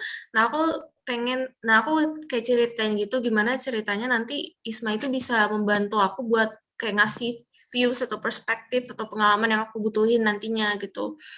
Terus kayak tadi realistis ya, sama kayak jangan terlalu idealis, sama yang salah satu yang paling pasti, ini sebenarnya nggak ada yang best way buat contribution, tapi salah satu yang paling pasti itu untuk sharing tentang pengalaman. Itu kayak itu udah pasti banget kita bakalan sharing tentang ISMA dan kayak ngajakin orang-orang lain, apalagi ini kan ini kayak programnya masih tergolong baru ya, jadi kayak salah satu kontribusi yang pasti banget menurutku itu buat kayak gimana caranya kamu mau sharing tentang pengalaman kamu ikut ISMA. Jadi sih kalau dari aku. Mungkin ya, kalau yang lain ada yang mau tambahin boleh.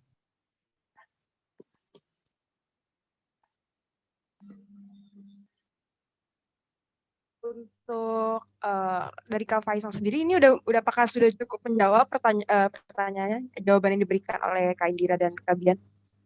Iya, thank you, makasih banget udah dicatat juga sih. Jadi kayak kita tadi SMART ya, ada tipsnya.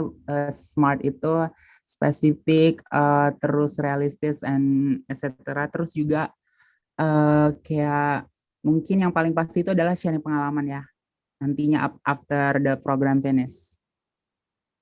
Oke, terima kasih semuanya tipsnya. Oke, makasih banyak Kak Faisal atas pertanyaannya. Mungkin kita langsung aja lanjut kepada pertanyaan selanjutnya.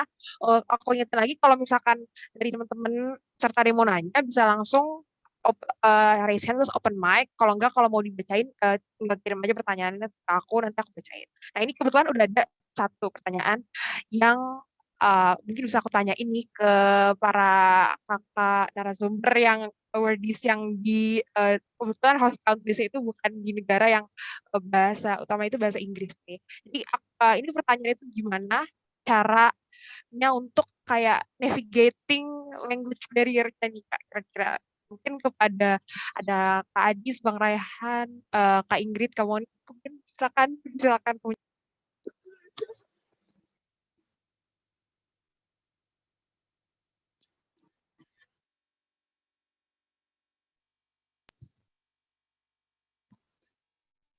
Yang apakah Oke, buat language barrier ya. Sebenarnya language barrier itu pasti ada sih. Kayak kalau kebetulan aku tuh udah sempat belajar bahasa Korea kan. Jadi ngerti-ngerti dikit lah gitu. Apa maksudnya kayak suatu istilahnya kayak vocab-vocab aku ngerti beberapa. Jadi aku lebih kayak mengira-ngira gitu sih, jujur. Jadi ngira-ngira ini dia ngomong apa, kayak aku nangkep nih satu kata gitu kan, terus kayak oh dia ternyata ngomongnya kayak gini gitu kan, atau enggak kalau misalnya benar-benar udah kepepet banget itu tuh kita pakai ada aplikasi translate gitu namanya Papago. Dia lebih, kalau misalnya di sini dia itu lebih apa namanya, lebih akurat dibandingkan Google Translate gitu. Terus kayak sebenarnya kebanyakan tuh kalau misalnya di Seoul sendiri itu mereka udah pada bisa kok bahasa Inggris kayak dikit-dikit gitu, dan ya mungkin pakai Konglis ya, Korean English gitu kayak apa cara ngomongnya. Tapi mostly kebanyakan udah pada ngerti Inggris sih, jadi nggak begitu apa namanya, nggak begitu susah lah gitu. Mungkin dari Monica atau Raihan dan Amadis. Kalau gue sendiri di Polandia pas awal-awal tuh 1 bulan pertama atau 2 minggu pertama gitu gue lupa, kita tuh ada mata kuliah khusus gitu yang ngajarin tentang bahasa sama budaya-budaya Polandia. Terus jadi kita diajarin kayak basic language gitu. Ya sebulan kita diajarin kayak kalau misalnya pengen belanja ngomongnya di mana gitu. Terus tapi kalau misalnya jadi terapin gitu nih, misalnya lagi belanja, orangnya kan nggak bisa bahasa Inggris ya, soalnya memang orang-orang sana tuh kurang bisa bahasa Inggris gitu. Jadinya kayak nunjuk-nunjuk doang gitu sih, misalnya yang beli ini kayak ini gitu. Ujung-ujungnya secara itu lagi. Kan Adis bisa nambahin. Iya, kalau misalkan orang sana tuh sebenarnya kalau yang orang anak-anak mudanya itu maksudnya itu ngerti bahasa Inggris, tapi yang orang tuanya tuh biasanya nggak bisa bahasa Inggris. Nah, permasalahannya itu kalau di kayak public service kayak misalkan di kayak tadi tuh di supermarket atau apapun, itu biasanya yang ngurus tuh orang tua. Jadi kayak yang Rehan bilang harus bisa belajar yang basic-basic. Sama paling kalau misalkan kayak ada orang, misalkan kayak ada anak muda gitu, kadang tuh mereka suka bantuin, kadang harus kita minta tolong juga sih gitu. Sama apa ya, paling kayak pokoknya basic sih tuh harus wajib bisa gitu loh, kayak misalkan perkenalan gitu-gitu, terus kayak uang gitu-gitu harus bisa.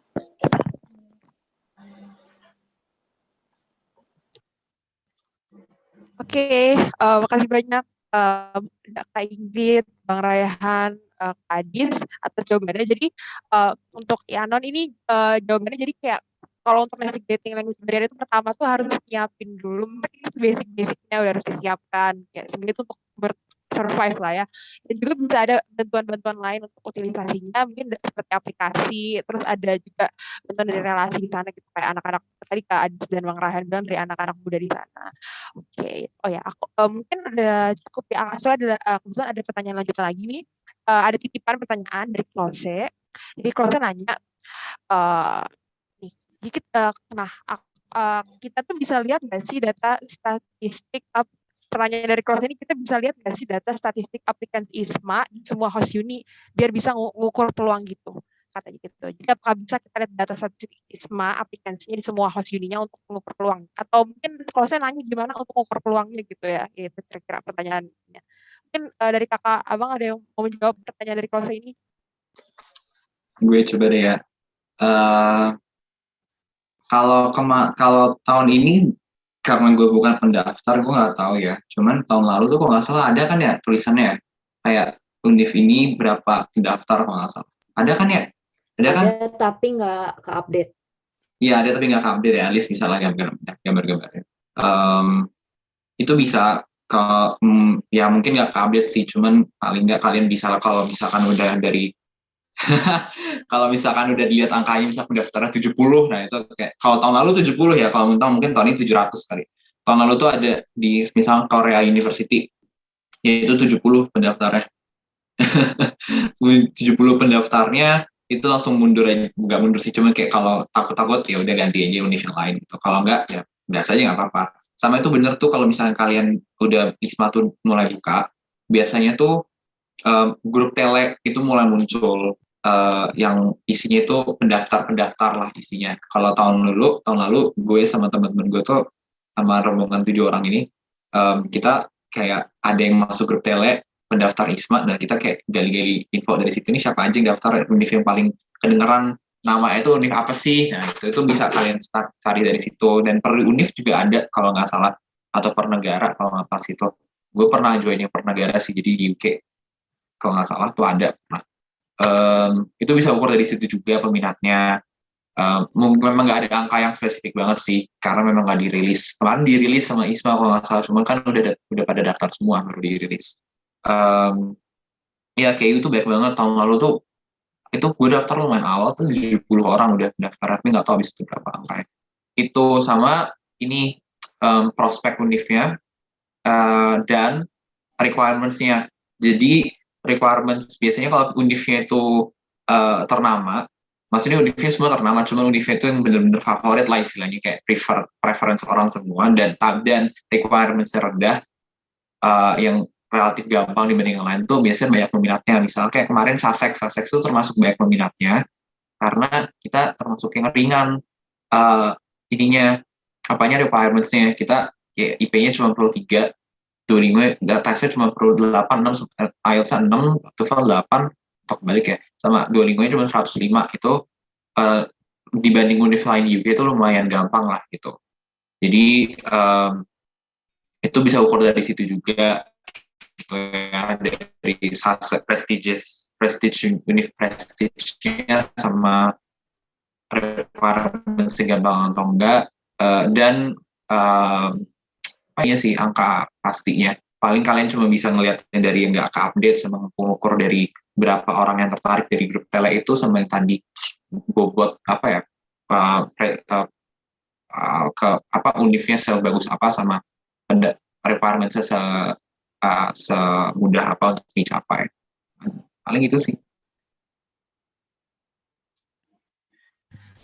Oke, makasih banyak Bang Timothy. Mungkin dari kakak abang overview lainnya ada yang mau menambahkan atau udah cukup?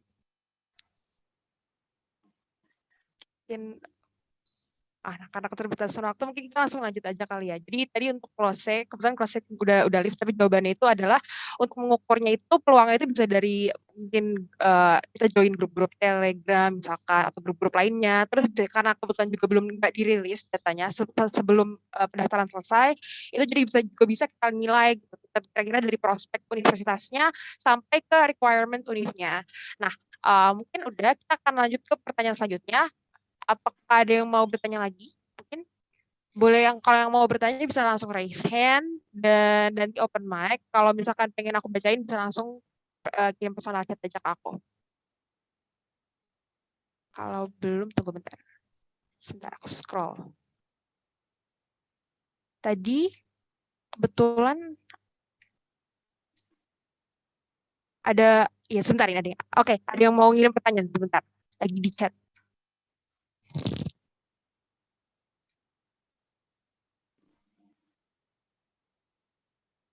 Jadi ini ada pertanyaan dari Orel.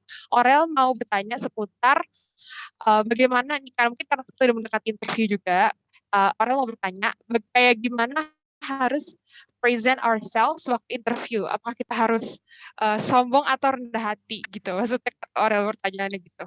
Ya mungkin kakak, abang silakan jawab pengalamannya. Ini ada pembawaan berbeda-beda juga kan pasti tiap interview. Tapi ini, oke, silakan Kak. Kalau menurut aku sih kayak sombong kayak ya gak apa sih sombong tapi kayak realistis gitu loh yang bisa kita capai. Kita bisa kayak ini aku kedengeran kan ya? Nah, oke.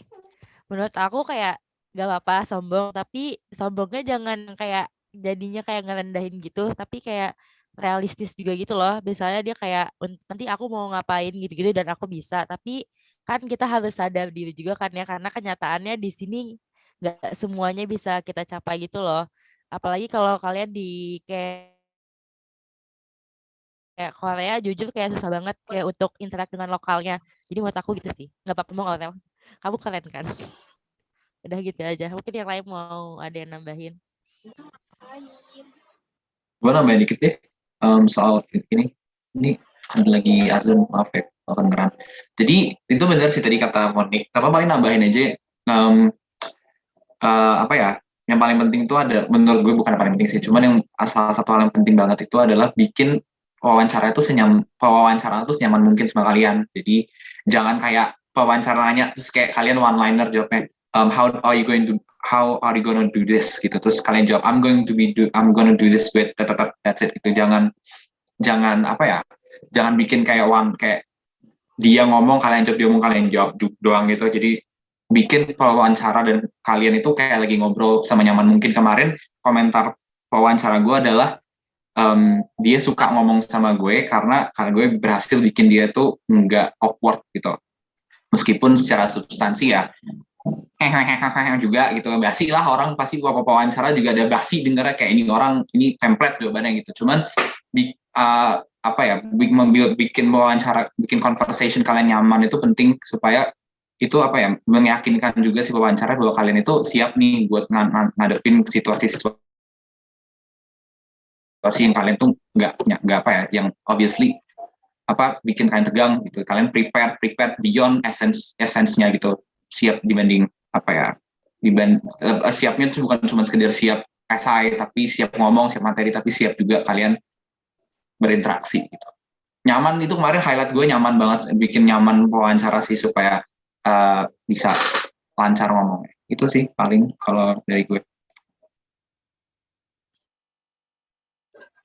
Oke, makasih banyak Kak Monik dan Bang Kimi. Apa ada Kak Abang Wordis lain yang mau menambahkan atau Orel apakah sudah menjawab jawabannya? Jadi pokoknya tadi jawaban dari Kak Monik dan Bang Kimi adalah kita yang penting siap, terus kita confident, jadi kayak sombong-sombong gitu apa, asalkan kita jangan ngerendahin gitu yang lainnya, dan buat ketika wawancara itu suasananya senyaman mungkin gitu, dan kita harus siap ketika wawancara. Oke, sudah cukup jawabannya dari Orel. Oke, Orel. Nah, oke. Jadi ini cuma sebenarnya tinggal satu sih, Kak. Tapi ini lumayan penting kayaknya kata tadi. Jadi izin bertanya, Kak, apa asuransi kesehatan kita sudah disiapkan oleh host uni atau ISMA-nya atau harus kita urus sendiri ya, Kak? Gitu. Lalu kira-kira ada nggak sih penyesalan dan ekspektasi yang nggak sesuai pas ngikuti exchange di host uni gitu? Misalnya kayak temennya nggak se-humble yang dibayangin gitu. Dua pertanyaan itu. Gue mau jawab deh yang asuransi. Iya. Silakan Ingrid. Silakan. Oke, jadi kalau untuk ke Korea dan lebih tepatnya untuk ke Yonsei, itu tuh kita butuh dari Yonsei sendiri itu pada saat registrasi itu tuh harus nge-submit asuransi juga. Jadi kita harus mau nggak mau kita harus udah punya asuransi internasional gitu. Nah kemarin tuh kita yang awardee ke Yonsei itu pakainya travel insurance gitu dari Allianz. Aduh gue sebut merek ya udah. Pokoknya kita pakai travel insurance dan itu nggak ditanggung sama ISMA karena itu travel insurance. Jadi itu benar-benar kita yang biaya sendiri. Terus untuk baru nanti pas waktu di Koreanya itu tuh emang suatu kewajiban gitu untuk untuk punya NHIS ini atau National Health Insurance ini itu kayak harus punya gitu dan itu harus kita bayar juga tiap bulannya kayak around 50 ribuan sampai 60 ribu Korean won itu. Dan ya udah dan untuk National Health Insurance ini tuh baru kita dapetin kalau misalnya kita udah apply untuk resident card. Jadi kita apply untuk resident card, terus nanti beberapa minggu kemudian kita kita dapat kiriman billing dari insurance-nya ini, terus kita harus bayar billing itu. Dan ini kita sistemnya reimburse dari ISMA. Itu sih. Dan emang kalau dari Yonsei sendiri ya untuk yang ke Yonsei sendiri itu emang kita yang mencari sendiri untuk international insurance-nya. Oke, thank you Ingrid. Berarti ini berarti tadi yang kalau yang di Yonsei kebetulan itu harus diurus sendiri gitu. Tapi nanti ISMA juga reimburse gitu. Oke deh. Mungkin kakak abang audit lain apakah ada yang juga soal asuransi ini mungkin berbeda? Di UK juga sendiri ya, kayak waktu itu kita pakai Allianz kebanyakan. Nggak sponsor, cuman kita nyari sendiri, bayarnya di reimburse juga. Terus di sana tuh pas di UK kita boleh daftar ke general practitioner, biasanya yang dekat kampus, itu fungsinya GP itu adalah kalau misalkan ada sakit atau apa, kita bisa bikin appointment, terus konsultasi, kayak gitu. Kayak puskesmasnya gitu deh, pokoknya intinya kayak puskesmas di sana gitu. Nah, asuransinya ini harus udah nge-cover perawatan COVID. Jadi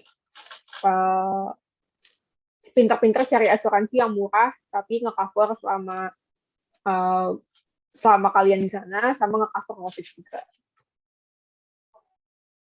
Tapi di sana tuh di UK healthcare tuh gratis. Jadi kalau misalkan lo kemarin tuh temen gue sakit, terus kita bawa ke ER, ke A&E kalau di sana ngomongnya, emergency room-nya, itu nggak bayar sama sekali karena NHS di sana tuh gratis.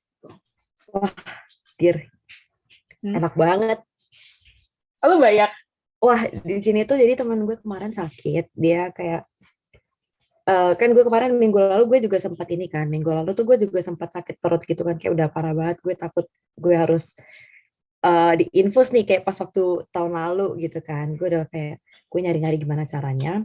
Untungnya gue nggak perlu nih ke rumah sakit. Terus besokannya teman gue tuh sakit banget yang bener-bener sampai nggak bisa jalan gitu. Mau nggak mau harus dibawa ke ER. Awalnya ER yang kan kita nelfon ambulans gitu, dibantuin sama front desk-nya dorm, dibantuin ke nelfon ambulans, terus dibawa ke rumah sakit yang agak jauh gitu karena yang Severance Hospital yang punya Yonsei itu lagi penuh gitu kan. Kita dibawa ke rumah sakit yang agak jauh, itu tuh kena 800.000 Korean won di emergency room itu. Dan itu kayak lo harus pay in advance gitu loh. Jadi harus bayar di muka kalau misalnya lo mau dapat treatmentnya, kalau mau dapat treatmentnya kayak mau ketemu dokter gitu, lo harus pay in advance 800.000 won itu dulu. Terus kayak akhirnya teman gue kayak nggak mau, akhirnya kayak balik dulu ke dorm, balik dulu ke daerah Severance, daerah kita, ke daerah Yonsei. Terus the next day dia akhirnya kayak, itu tuh saya emang udah parah banget gitu loh. Akhirnya dia berhasil dibujuk ke rumah sakit, dibawa ke Severance Hospital, Yonsei Severance Hospital. Di emergency room itu kayak, dia kan emang harus kayak CT dan lain sebagainya gitu, itu tuh kena 1,7 juta Korean won. Gue nggak mau sebut rupiahnya berapa, pokoknya lo kaliin 12 aja lah kira-kira gitu. Dan itu karena kita belum bayar National Health Insurance, jadi National Health Insurance itu nggak bisa dipakai. Nah, jadi kita kan masih punya yang travel insurance kan, yang dari Allianz. Nah, itu tuh harus, dan sistem travel insurance-nya itu kayak reimburse dulu karena lo nggak rawat inap. Itu, jadi ya nalangin dulu itu segitu, 1,7 Korean won itu. Baru nanti di reimburse sama Allianz. Gila banget sih. Banyak gede banget, mahal banget. Kalau gue tambahin dikit ya, kalau di Warsaw tuh sebenarnya sama sih, kita kemarin pada pakai Allianz juga. Kalau nggak salah kemarin 4 jutaan deh. Nah, terus kalau untuk di sana kesehatan itu sama sih sebenarnya kayak Ingrid, bayar dulu. Jadi teman gue kemarin ada 2 kalau nggak salah sempat ke rumah sakit dan penyakit dan itu lumayan parah gitu loh, kayak tulangnya retak kalau nggak salah. Jadi kayak emang urgent, terus kayak kita harus bayar dulu. Dan teman gue tuh kan jadi dia jatuh kayak di depan dorm. Nah, dia nggak bisa jalan kan. Nah, kita tuh manggil ambulan kayak sejaman lebih tuh nggak datang. Jadi kayak di sana tuh ambulannya tuh kayak nggak banyak gitu dan nggak terlalu responsif. Jadi kayak harus naik Uber gitu-gitu. Nah, terus untuk pembayarannya sama kayak Ingrid yang tadi gue bilang. Jadi bayar dulu, terus baru di reimburse sama Allianz kayak gitu.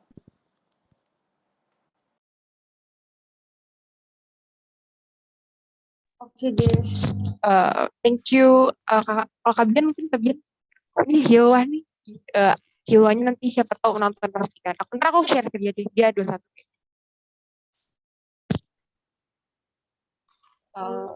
Insurance. Jadi kalau di MSU kemarin kita pakai Blue Cross Insurance namanya. Nah, itu yang kayak nggak bayar sendiri gitu. Jadi udah disiapin sama ISMA-nya. Jadi nanti pas nyampe ke sana tinggal daftar, urusin, terus bakalan dapet tuh kartunya, bakal dikirim ke dorm masing-masing. Terus kayak itu nge-cover COVID, iya, sama sebenarnya aku kurang tahu sih ada penyakit apa aja, tapi itu ada di list gitu, sama aku nge-cover buat itu juga ke psikiater. Jadi kayak ya udah gitu. Enaknya dari MSU.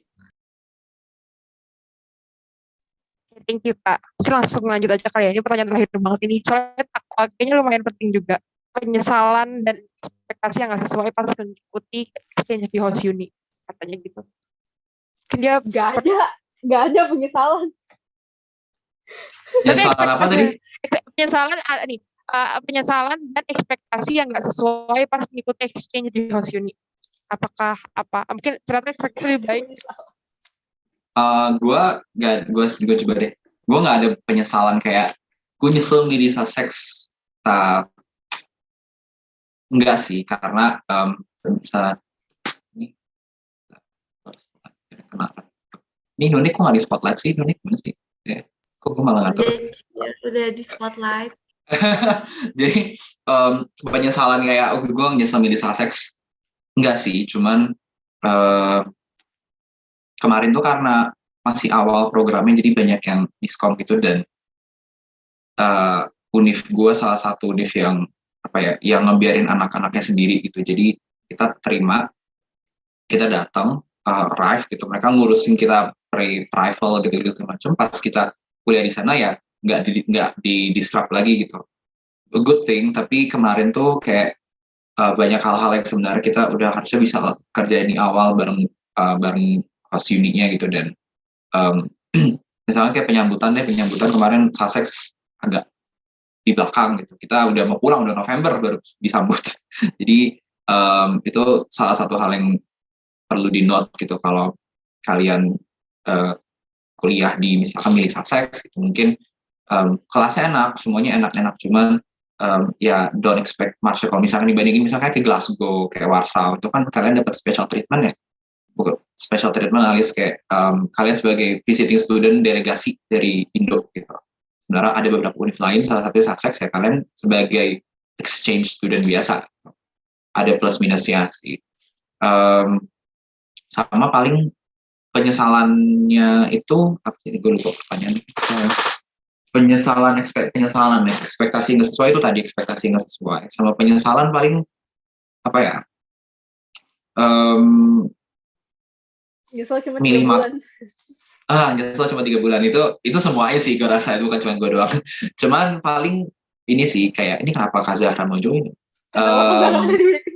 Masukin aja nggak? paling ini gak lah gila, paling ini sih kayak ada beberapa matkul yang ternyata memang kan kita disuruh baru ya, pilihnya jangan pilih matkul-matkul yang kita tahu-tahu doang. Cuman beberapa matkul gue tuh bener-bener bukan matkul yang enjoy gitu. Jadi usahain kalian tuh bener-bener kayak research dulu matkulnya apa aja. Kemarin gue research, cuman ada sedikit kesalahpahaman gitu. Dan kemarin juga karena memang ada beberapa matkul kan yang tadi udah gue jelasin tuh kayak dia matkulnya tuh nggak penuh, yang kita daftar dari list ISMA tuh penuh, jadi kita harus pindah matkulnya nggak di list ISMA. Nah karena kemarin udah buru-buru, hasil gue nggak begitu nggak gitu research lagi matkulnya apa aja, tentang ngomongin apa aja gitu. Yang penting gue lihat short description-nya oke, ya udah gue ambil gitu. Ternyata matkulnya gue nggak bisa enjoy sama sekali, kayak misalkan education for development itu gue bener-bener kayak ini apaan matkulnya, gue nggak paham gitu, bener-bener nggak masuk kepala gue sama sekali gitu. Jadi apa ya, dipilih matkul, kalau sebelum kalian pilih matkul usahain research dulu gitu, researchnya gitu. Ya gue kalau udah bawa postmodern krimis gue nggak bisa gitu. Jadi usahain kalian pilih matkul walaupun kepepet pun usahain research dulu, cari bahan-bahan tentang apa. Kemarin gue research tentang mau pilih human factors and ergonomics, ternyata itu matkul FT, ya gue nggak bisa ambil human factors gitu. Terus lagi ada matkul kayak matkul IT gitu, digital environment, bisa gue ambil, cuman ternyata gue tuh bukan kesukaan gue bakal sulit buat belajar itu, jadi ya udah gue nggak ambil itu. Researchnya itu research bukan cuma dari short description, tapi cari bahan-bahan yang kira-kira kalian merasa oh ini bisa nggak ya gitu, bahan-bahannya. Oh kalau misalkan cari digital environment, keluar bahan-bahan tentang apa, education for development, bahan-bahan tentang apa. Kalau temen ya, gue bersyukur di Sussex, temen gue baik-baik semua, karena Sussex kan accepting banget orang-orangnya, tapi mereka sangat open ya sama international student. Dan kebetulan rombongan ISMA gue tadi temen gue datang, namanya Nova Lutfi, dia temen gue, dan kita dapat teman-teman yang lain juga yang baik-baik di Sussex gitu. Yang ada teman-temannya Ratchet gak ada sih, karena kalau kalian di kelas, kalian tuh bakal kayak, karena kelasnya kan pindah-pindah ya, kalian bakal kayak cuman hi and goodbye gitu. Dan susah nih ketemu teman-teman yang deket di kelas gitu. Tadi sedih. Susah deh dapet teman-teman yang kayak kita kan kayak seangkatan gitu, kalian nggak akan kenal teman seangkatan kalian. Karena kemarin aja yang di kelas itu ada tingkat tuh semua. Gitu. Iya. Ya penyesalan paling dari matkul itu doang sih. Udah tuh, kenapa cuma 3 bulan? Udah sih itu aja dari gue. Ya tuh udah off mic tuh. Ini gak sih nggak stay buat New Year sama Christmas. Diem dir itu mah sedih banget tuh ya. Udah selamat gue nol. Ultah gue itu gak dapet tuh, ultah gue aja gak sempet. Ya udah itu sih. Gue boleh nambahin nggak? Tapi ini bukan penyesalan sih, kayak kebalikannya gitu. Boleh. Oke, jadi kalau gue justru pas pertama berangkat tuh gue nggak expect banyak gitu loh. Gue bener-bener expect-nya kayak udah ntar di sana gue belajar dah gitu. Tapi ternyata kayak IO di University of Warsaw itu bener-bener kayak care banget gitu loh sama ISMA. Karena gue juga baru tahu kalau ternyata mereka tuh dibilangin gitu dari awal kalau sama Kemendikbud kalau ini tuh katanya itu top Indonesian student yang paling top gitu lah intinya. Terus habis itu jadi mereka tuh kayak ekspektasinya tuh besar, kayak mereka tuh nge-treat kita tuh bener-bener kayak tamu gitu loh, tamu undangan. Terus kayak misalkan contohnya dari airport kita dijemput, terus kayak karantina, terus PCR segala macam tuh kita diurusin. Bahkan hal-hal sekecil kayak SIM card aja tuh kita dibeliin dulu gitu loh. Terus kita bayar ke mereka yang udah di-register gitu-gitu. Terus kayak hari pertama kita kuliah tuh kita kayak dianterin gitu biar kita dikasih tahu ntar naik busnya yang mana, kalau mau naik tram yang mana gitu-gitu. Terus kayak salah satu yang bikin gue kayak cukup amazed juga, jadi tuh mereka tuh udah nyiapin satu agenda sendiri gitu di luar perkuliahan, kayak yang tadi gue bilang yang ada additional activities, dan itu tuh ada lumayan banyak menurut gue, kayak kayak trips itu tuh kayak bahkan ada yang 3 hari 2 malam gitu, trips ke luar kota, ke Krakow, yang emang itu tuh rich banget budayanya. Jadi kayak selama 3 hari itu kita ngunjungin beberapa destinasi yang informatif banget sih, jadi kayak sangat bermanfaat gitu. Terus apa lagi ya, ada juga kayak trip yang kayak ke kotanya Frederick Chopin itu kayak kita bahkan disediain bus gitu-gitu. Terus kayak kalau pas yang ke Krakow keretanya dibeliin tiketnya segala macam, pokoknya jadi kayak benar-benar di apa ya, diurusin banget gitu dari awal sampai akhir. Bahkan di akhir pun kita sempat kayak ada permasalahan gitu kan, jadi kayak mahasiswa ISMA-nya tuh kayak ada permasalahan, terus kayak si apa namanya, kayak temen gue ada masuk rumah sakit, terus kayak tiba-tiba si unitnya tuh bener-bener kayak langsung sigap gitu, kayak yang langsung kita zoom meetingnya jam 4 untuk bahas masalah ini gitu-gitu. Terus kayak mereka tuh emang care banget itu deh pokoknya menurut gue. Jadi kalau ditanya penyesalan sebenarnya nggak ada, karena gue naruh ekspektasi juga sebenarnya nggak tinggi-tinggi banget, tapi menurut gue malah mereka tuh kayak apa ya, di luar ekspektasi gue tuh loh, kayak emang sangat care gitu. Mungkin agak beda sama yang Kimi ya gitu. Makasih. Tidak lah, yuk Warsaw aja yuk. Nggak akan nyesel guys. Oke, makasih. Gue sama Monica dong. Kan belum kelar program lu apa-apa. Oh iya. Apa-apa. Bentar dulu. Gue tuh kalau gue kayak ekspektasi tuh kayak gue dengar ceritanya Adis kayak seru gitu kan ya. Terus gue ekspektasi kayak gitu kan. Katanya benar-benar kayak kita tuh di sini ya semuanya itu setara gitu loh, kayak gak ada pembeda lo ISMA lo bukan gitu. Bahkan kayak untuk dorm pun, untuk tempat tinggal pun ya udah kayak lo sama kayak mahasiswa exchange yang lain gitu. Terus sih gue ekspektasinya bakal kayak Kayaknya kayak mungkin gue lebih kenapa kan? waktu itu gue sempat jadi itu kan PR di acara ISMA, kayak menurut gue pun IO pun nggak tahu gitu loh ada program ISMA, kayak mereka benar-benar ya udah lo student exchange dibayarin sama pemerintah ya udah selesai, kayak mereka nggak peduli dengan adanya ISMA ada tidak, yang penting lu bayar ke Yonsei. Nah, iya itu pokoknya kayak gitu kalau kita di sini. Jadi gue kan kayak gue expect tuh kayak Adis gitu kan ya, kayak Adis tuh kayak cerita ke gue kayak seru banget nih gitu kan. Terus pas waktu kita daftar tuh apalagi yang pas dorm gitu kan, kayak ada beberapa waiting list gitu kan. Jadi kayak apa namanya? Wow, benar-benar sesetara itu, nggak ada prioritas karena lo anak ISMA gitu itu karena lo terlibat dalam suatu program tuh nggak ada. Mungkin bakal lain case-nya kalau misalnya lo kayak GKS atau kayak scholarship yang dari merekanya gitu. Terus Ya emang ada plus minusnya sih, kayak kalau Adis ada plusnya, itu plusnya. Ya gitu tergantung ekspektasinya, apa ekspektasinya kalau misalkan mau di special treatment atau mau jadi mahasiswa biasa, itu sih paling. Tapi ini sih ekspektasi yang ini, sistem milih kelasnya, gue pribadi ya lebih enak UI, lebih enak Siapor asli dibanding harus milih kalau di nih, soalnya di Sussex tuh dia sistemnya tuh pakai form, lu tulis form terus lu apply kayak zaman dulu, lo nggak, lu tulis matkul mau apa apply terus nanti dikabarin nih matkul udah penuh kan, kayak mending disiapkan, kita udah tahu jatahnya berapa, kayak berapa gitu. Jadi kayak dia tinggal ajuin aja.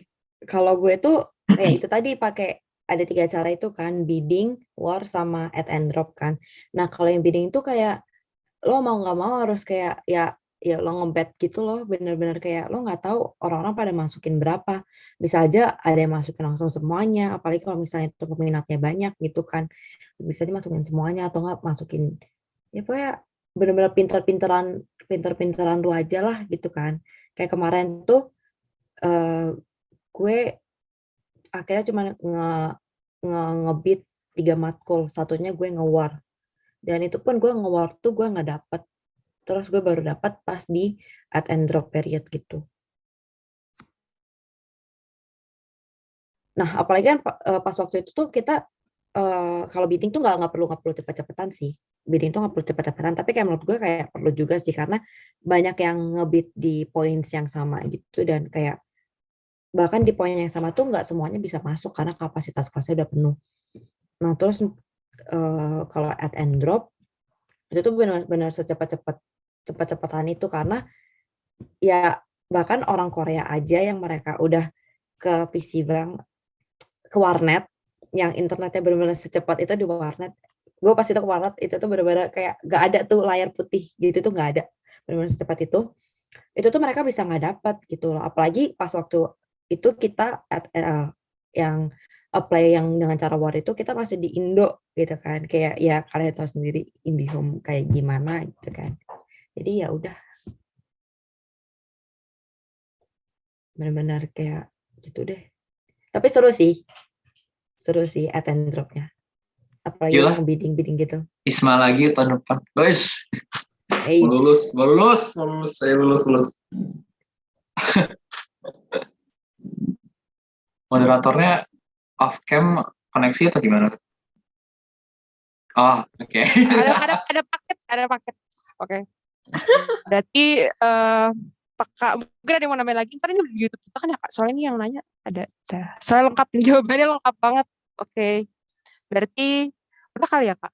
Udah bisa dijawab semua soalnya pertanyaannya. Dari itu. Oke. Dan akhirnya karena sudah jam 11.57 juga, ini udah jam 12, hampir mau jam 12, mungkin dari teman-teman ada yang mau, kan ada yang mau Jumatan juga. Kebetulan kita ini sudah sampai ke penghujung acara. Jadi karena kita sudah selesai sesi saling jawab dan aku mau mengucapkan terima kasih banyak kepada para audiens yang sudah memberikan pertanyaan. Lalu terima kasih juga kepada para kakak, abang, narasumber yang sudah menjawab pertanyaannya juga, memberikan share soal tips dan informasi seputar ISMA dengan sangat benar-benar informatif dan komprehensif banget. Semoga acara ini nih bisa memberikan informasi lebih banyak kepada teman-teman kriminologi yang udah hadir di sini, juga mungkin mendorong teman-teman, menginspirasi teman-teman juga untuk nantinya ikut berpartisipasi di ISMA. Kalau yang mungkin yang tahun depan atau dan untuk semakin penyemangat juga yang udah daftar tahun ini dan sekarang menunggu sesi selanjutnya.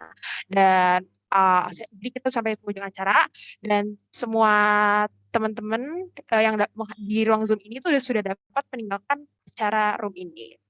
Terima kasih banyak atas kehadirannya semuanya. Thank you semuanya udah datang. Terima kasih semua. Kasih Semangat semua. untuk interviewnya.